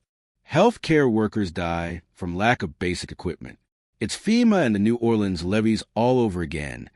Ignored warnings, inadequate preparation, incompetent response. The pandemic disproportionately hits the same vulnerable groups. African Americans and Latinos die at significantly higher rates. The elderly in nursing homes are abandoned. Low-wage essential workers are exposed without adequate protection. The poor cannot afford to stay home or access medical care. These are echoes of Katrina. Who suffers in disasters is determined by pre-existing inequalities. The ultimate cost is staggering. By 2023, more than 1.1 million Americans have died from COVID-19. It is hundreds of times deadlier than Katrina. The economy suffers trillions of dollars in damage. The social consequences, trauma, isolation, collective grief, will resonate for generations. And as with Katrina, there are lessons to be learned about preparedness, investment in public health, and protection of the vulnerable. But history suggests these lessons, too, will eventually be forgotten until the next disaster. Looking at these catastrophes in aggregate, a clear and disturbing pattern emerges. Katrina was no aberration. It was a harbinger. Disasters are increasing in frequency and severity.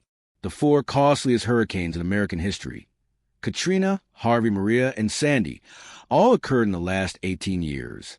5 of California's 10 most destructive wildfires occurred in the last 6 years.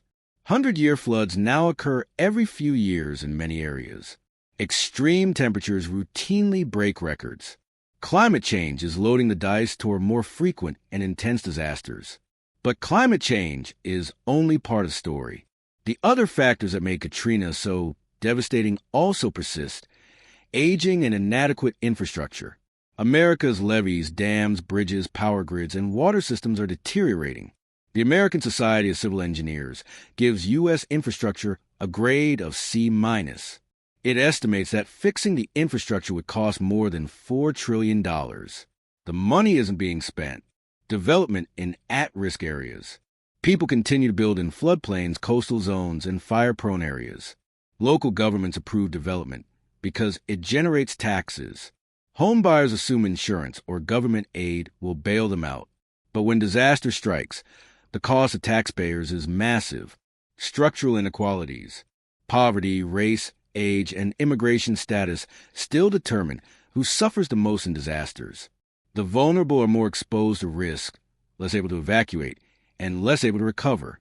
And each disaster amplifies these inequalities. Inadequate government response. FEMA has improved since Katrina, but remains chronically overwhelmed. Coordination between levels of government is frequently chaotic. Political appointees over professional competence continue. Resources are insufficient for the scale of needs. This pattern suggests that the United States has not truly learned from Katrina, or it has learned but is unwilling to make the investments and changes necessary to break the cycle. Disaster costs are escalating dramatically. During the 1980s, the United States experienced an average of $3 billion disasters per year. During 2010, the average was more than 13 per year. By 2020, the average exceeded 20 per year. The cumulative cost is staggering. Between 2017 and 2021 alone, climate and weather disasters in the United States caused more than $750 billion in damages. This does not include indirect costs, lost businesses, reduced productivity, health impacts, psychological trauma. It also does not include the cost of COVID-19. If the pandemic is included, the total cost of disasters in those 5 years easily exceeds $2 trillion. This money comes from somewhere. Taxpayers pay through federal relief programs. Policyholders pay through higher premiums. Victims pay through uninsured losses. The economy pays through disruption and loss. Economists argue that investing in prevention and mitigation would be much cheaper than paying for disasters repeatedly. It's estimated that every dollar spent on mitigation saves $6 in disaster costs. Reinforcing infrastructure, restoring wetlands, improving building codes, restricting development in at-risk areas. All these measures would reduce future damage, but they require upfront investment and political will. The benefits are long-term and diffuse. The costs are immediate and concentrated. Politicians face incentives to defer investment until after the next election cycle. And so the pattern continues. Disaster, chaotic response, costly reconstruction, promises of change, fading memory, the next disaster. Some places are already recognizing that they cannot be defended in the long term. The concept of manage or treat, relocating entire communities away from high-risk areas, is gaining acceptance. After the Midwest floods of 1993, several towns in Missouri and Illinois were completely relocated to higher ground. Floodplains were returned to wetlands. In Louisiana, Jean Charles Island, home to the Biloxi-Chitimacha Choctaw Indian tribal community, is being relocated as the island disappears beneath the waves. It is considered the first federally funded climate relocation in the United States. In Alaska, more than a dozen native communities face existential threats from melting permafrost and coastal erosion. Some will eventually have to be relocated at a cost of hundreds of millions per community. These are harbingers of what could come. As sea levels rise and disasters intensify, more communities will become unsustainable. Parts of the Florida coast, Miami Beach, and the Keys may eventually have to be abandoned. Sections of the Louisiana coast will disappear underwater. Fire-prone cities in California could become too risky to insure or defend. The question is whether these withdrawals will be managed proactively or chaotically and reactively, whether they will be planned and equitable or forced by disaster and insurance availability. The experience of Katrina suggests it will likely be the latter. The United States seems incapable of long-term planning when it requires immediate, painful choices. Looking ahead, The future looks more challenging, not less. Climate change will continue to intensify unless emissions are drastically reduced. Even with aggressive reductions, the warming already in the system ensures decades of continued change. This means more intense hurricanes, more deadly heat waves, more severe droughts, more devastating wildfires, more extreme flooding, more compound disasters where multiple hazards combine. At the same time, the U.S. population continues to grow and concentrate in high-risk areas.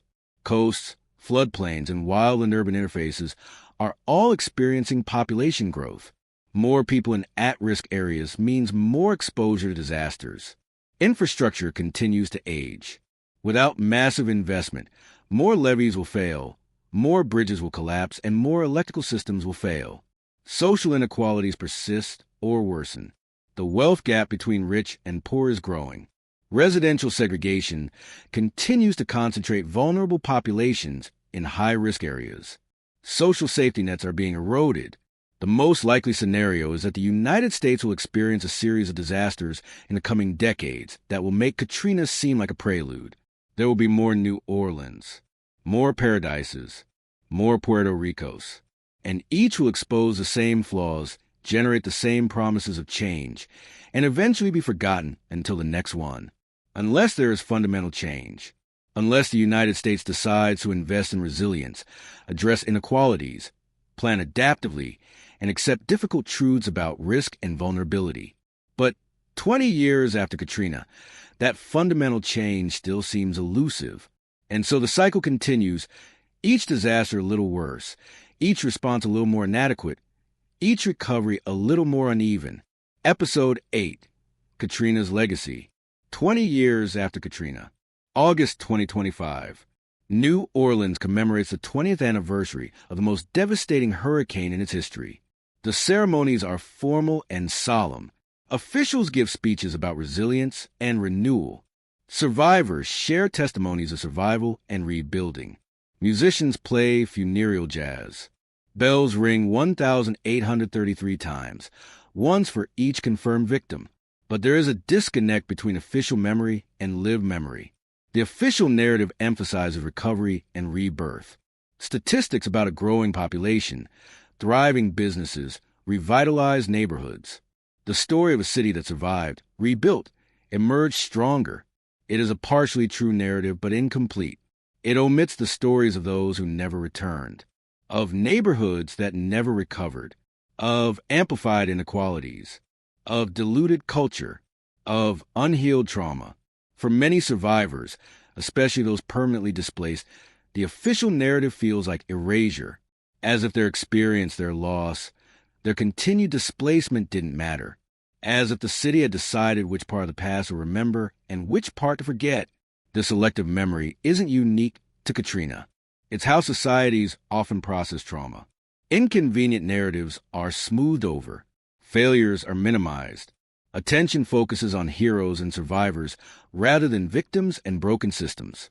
Over time, the disaster becomes a story of triumph rather than tragedy. But for those who lived through the tragedy, this transformation feels like a second violence. There is now a generation of young adults for whom Katrina is a formative childhood event. They were 5, 10, 15 years old when the storm hit. They are now 25, 30, 35. Their lives were fundamentally shaped by the disaster and its aftermath. Some carry obvious trauma, post-traumatic stress disorder, anxiety about storms, recurring nightmares, difficulty forming stable attachments after being uprooted from communities. Others carry more subtle impacts, educational disruptions that affected life trajectories, loss of extended family networks, distrust of governmental institutions. But there is also remarkable resilience. Many of this generation are fiercely committed to New Orleans. They returned after college. They work in community rebuilding, activism, and the arts. They are determined to create the city their generation deserved but didn't receive. They are also deeply aware of vulnerability and climate change. They have no illusions that it can't happen again. They know it can and probably will. Many have chosen to work in climate adaptation, disaster preparedness, and environmental justice. Katrina politicized them, turned them into activists. Among this generation, there is also a deep divide. Some never returned to New Orleans. They grew up in Houston, Atlanta, and Dallas. Those places are now home.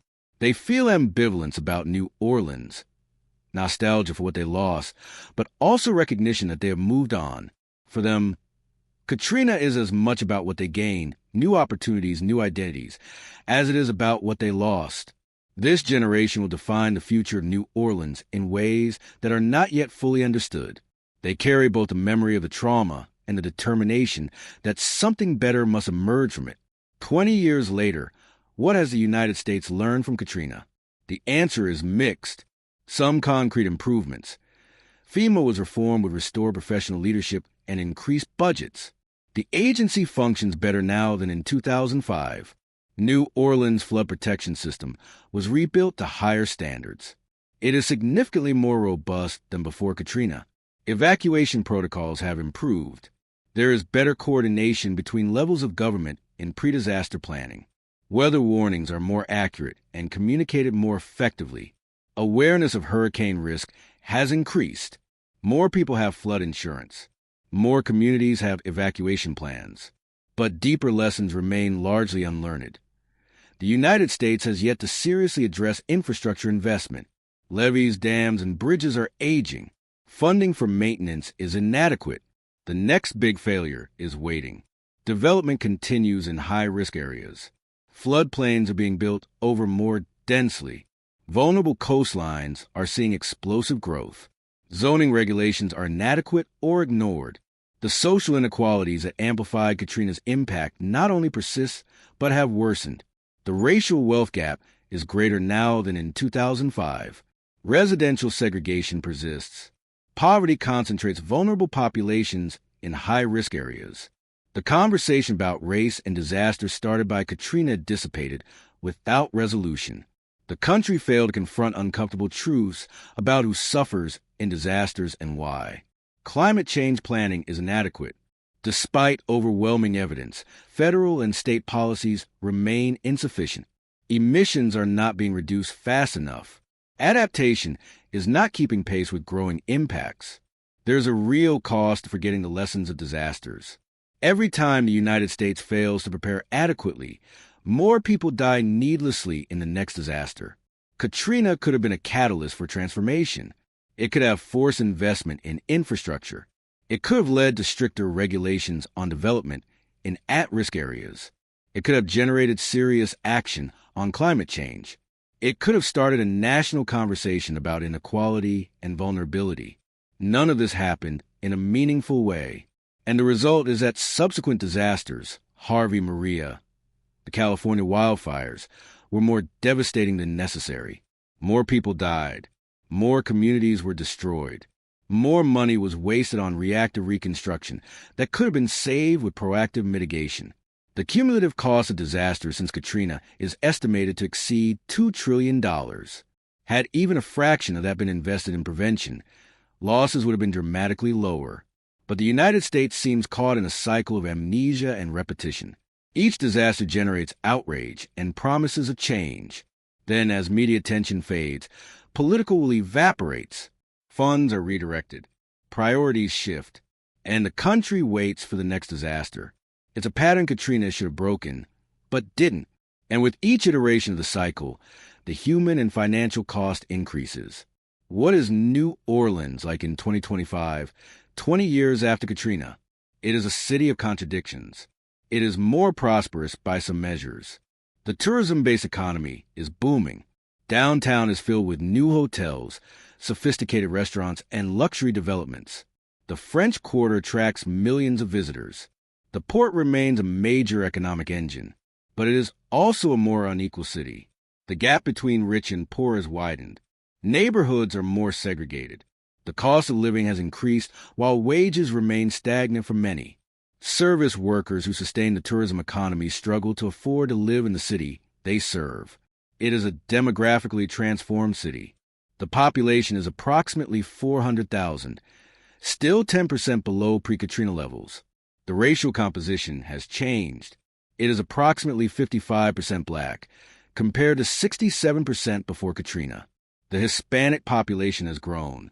The white population has grown proportionally. It is a culturally vibrant but changing city.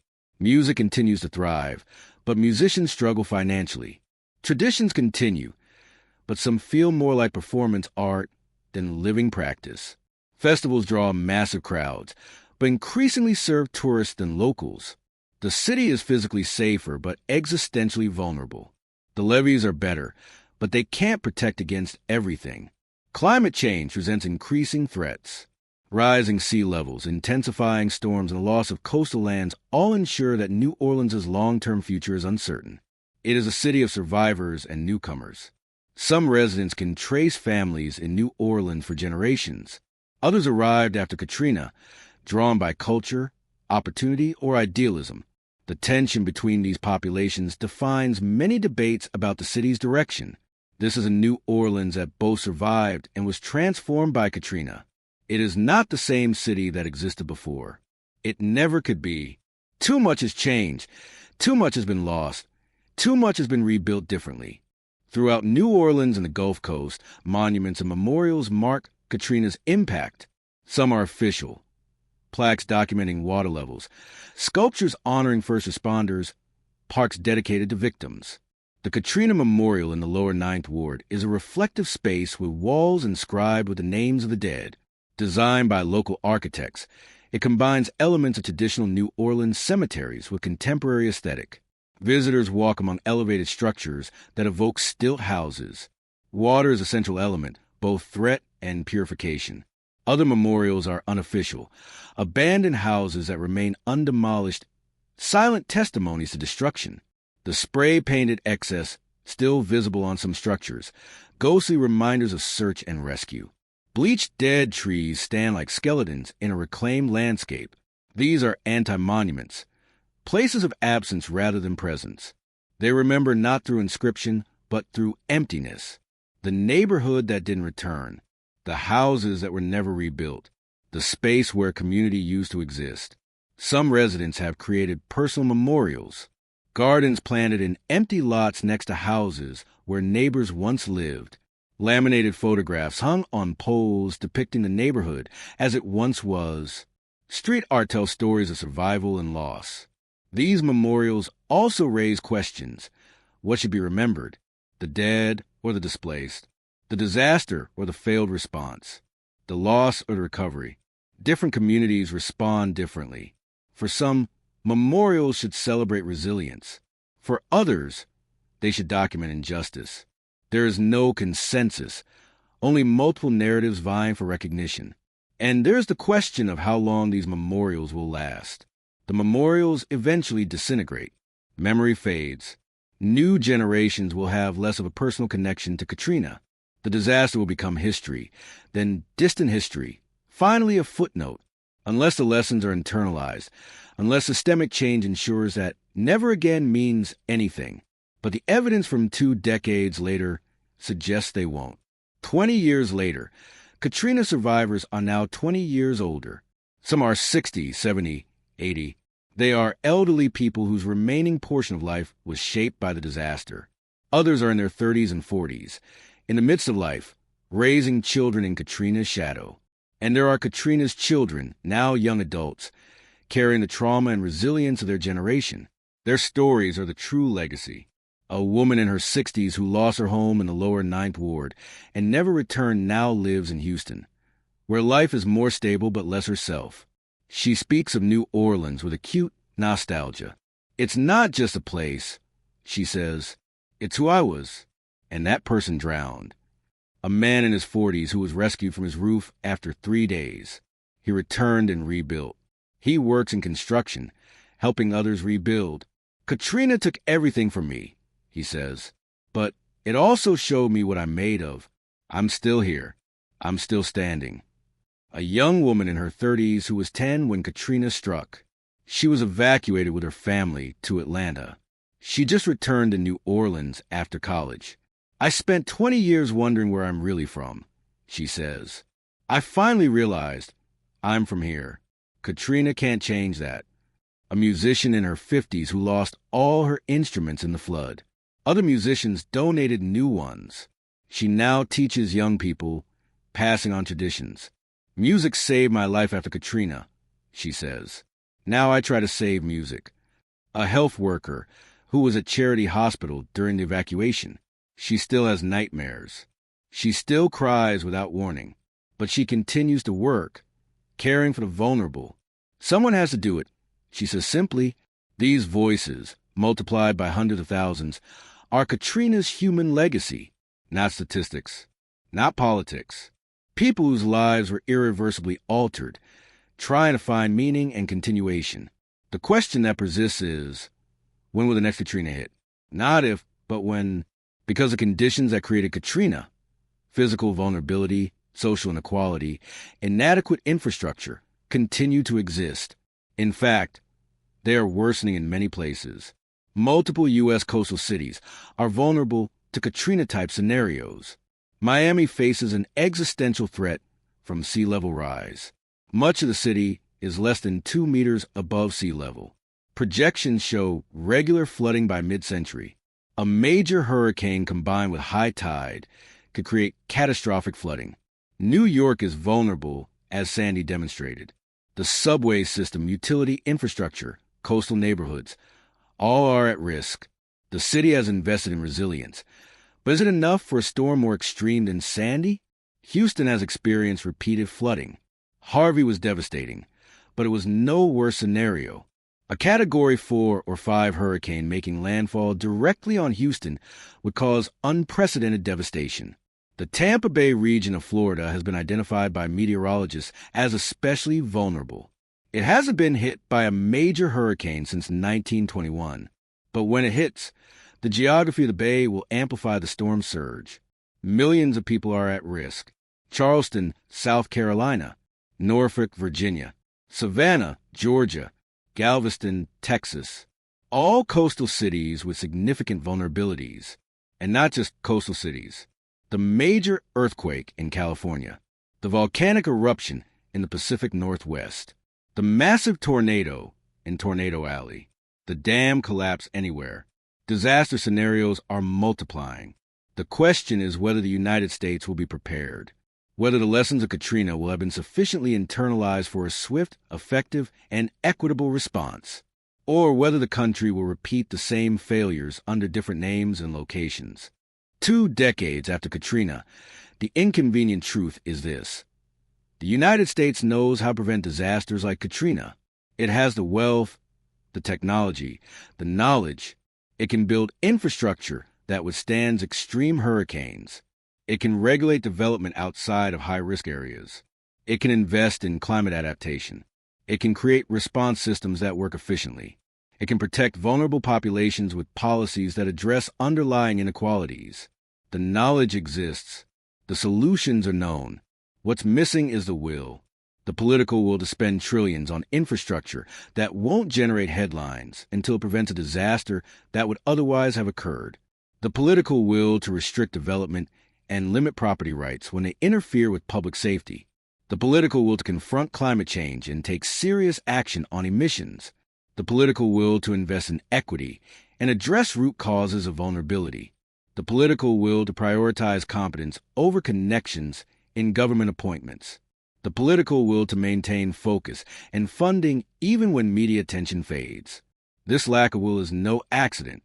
It reflects decisions about priorities, about who matters, about what values define the nation. Katrina brutally revealed these priorities. It showed that infrastructure for the wealthy, regulations for developers, and safety for the vulnerable all rank low. It showed that the nation would prioritize wars abroad over levees at home. It showed that the poor and black people could be abandoned with relative impunity. 20 years later, those priorities haven't fundamentally changed. The values haven't been re-examined. And so the nation waits for the next Katrina, knowing it will come, knowing it will be preventable, and knowing it probably won't be prevented. In the final analysis, what is Katrina's legacy? It is a warning about the vulnerability of coastal cities in an era of climate change, about the consequences of neglected infrastructure, about the fragility of government systems, about the persistence of racial and economic inequality. about the divide between the America that can evacuate and the America that cannot. It is also a reminder of human resilience, of people who survive the unsurvivable, of communities that rebuilt from ash and mud, of a culture that refused to die, of hope that persisted through trauma. It is a lesson in the power of nature, about the fact that humans build in places they shouldn't, assuming that technology and fortune will protect them. Katrina demonstrated the arrogance of that assumption. It is an exposure of American myths. The myth that the United States always responds quickly to its citizens. The myth that race no longer matters. The myth that government functions in crises. Katrina demolished these myths with the same force it demolished the levees. It is a call to action, to invest in preparedness, to address inequalities, to act on climate change, to build systems that work for everyone, not just the privileged. It is a call that has largely gone unanswered, and it is a story still unfinished, because Katrina's impact continues to resonate, in lives still shaped by trauma, in cities still transforming, in lessons not yet fully learned, in threats that continue to grow. Katrina's story doesn't end 20 years later. It continues in every hurricane that follows, in every disaster where similar failures are repeated, in every community displaced by a changing climate, in every vulnerable life left unprotected. Katrina was a chapter, not a conclusion. The storm that revealed the cracks in America. The cracks are still there, unrepaired, waiting for the next pressure that will break them even further. And when that happens, when the next Katrina hits under another name, the question will be, did we learn anything? Or are we simply doomed to repeat the tragedy, one city, one storm, one disaster at a time? The answer, 2 decades after Katrina, remains disturbingly uncertain.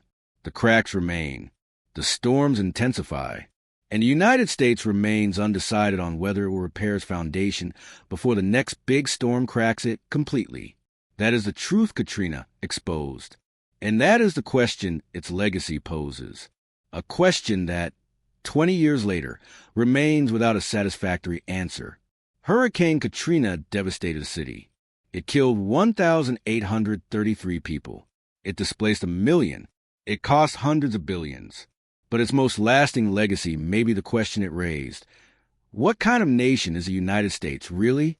Does it protect all of its citizens, or just some? Does it invest in the future, or react only to crises? Does it learn from mistakes, or repeat them? 20 years later, the answer remains ambiguous. And as long as it is, Katrina's true legacy remains unrealized. An unheeded warning, a lesson unlearned, a crack unrepaired, waiting for the next storm to crack it further. This is the full story of Hurricane Katrina, not just of a storm, but of a nation confronted with its own vulnerabilities and inequalities. It is a story of failure and resilience, of abandonment and survival, of broken promises and persistent hopes. It is a warning about what happens when infrastructure is neglected, when the vulnerable are ignored, when nature finds weaknesses that humans prefer not to see. And it is a question still unanswered. When will the next Katrina hit? And when it comes, will we finally be prepared? Or will we simply repeat the same mistakes under different names? Only time will tell. But the storm is coming. It is always coming. And the cracks remain.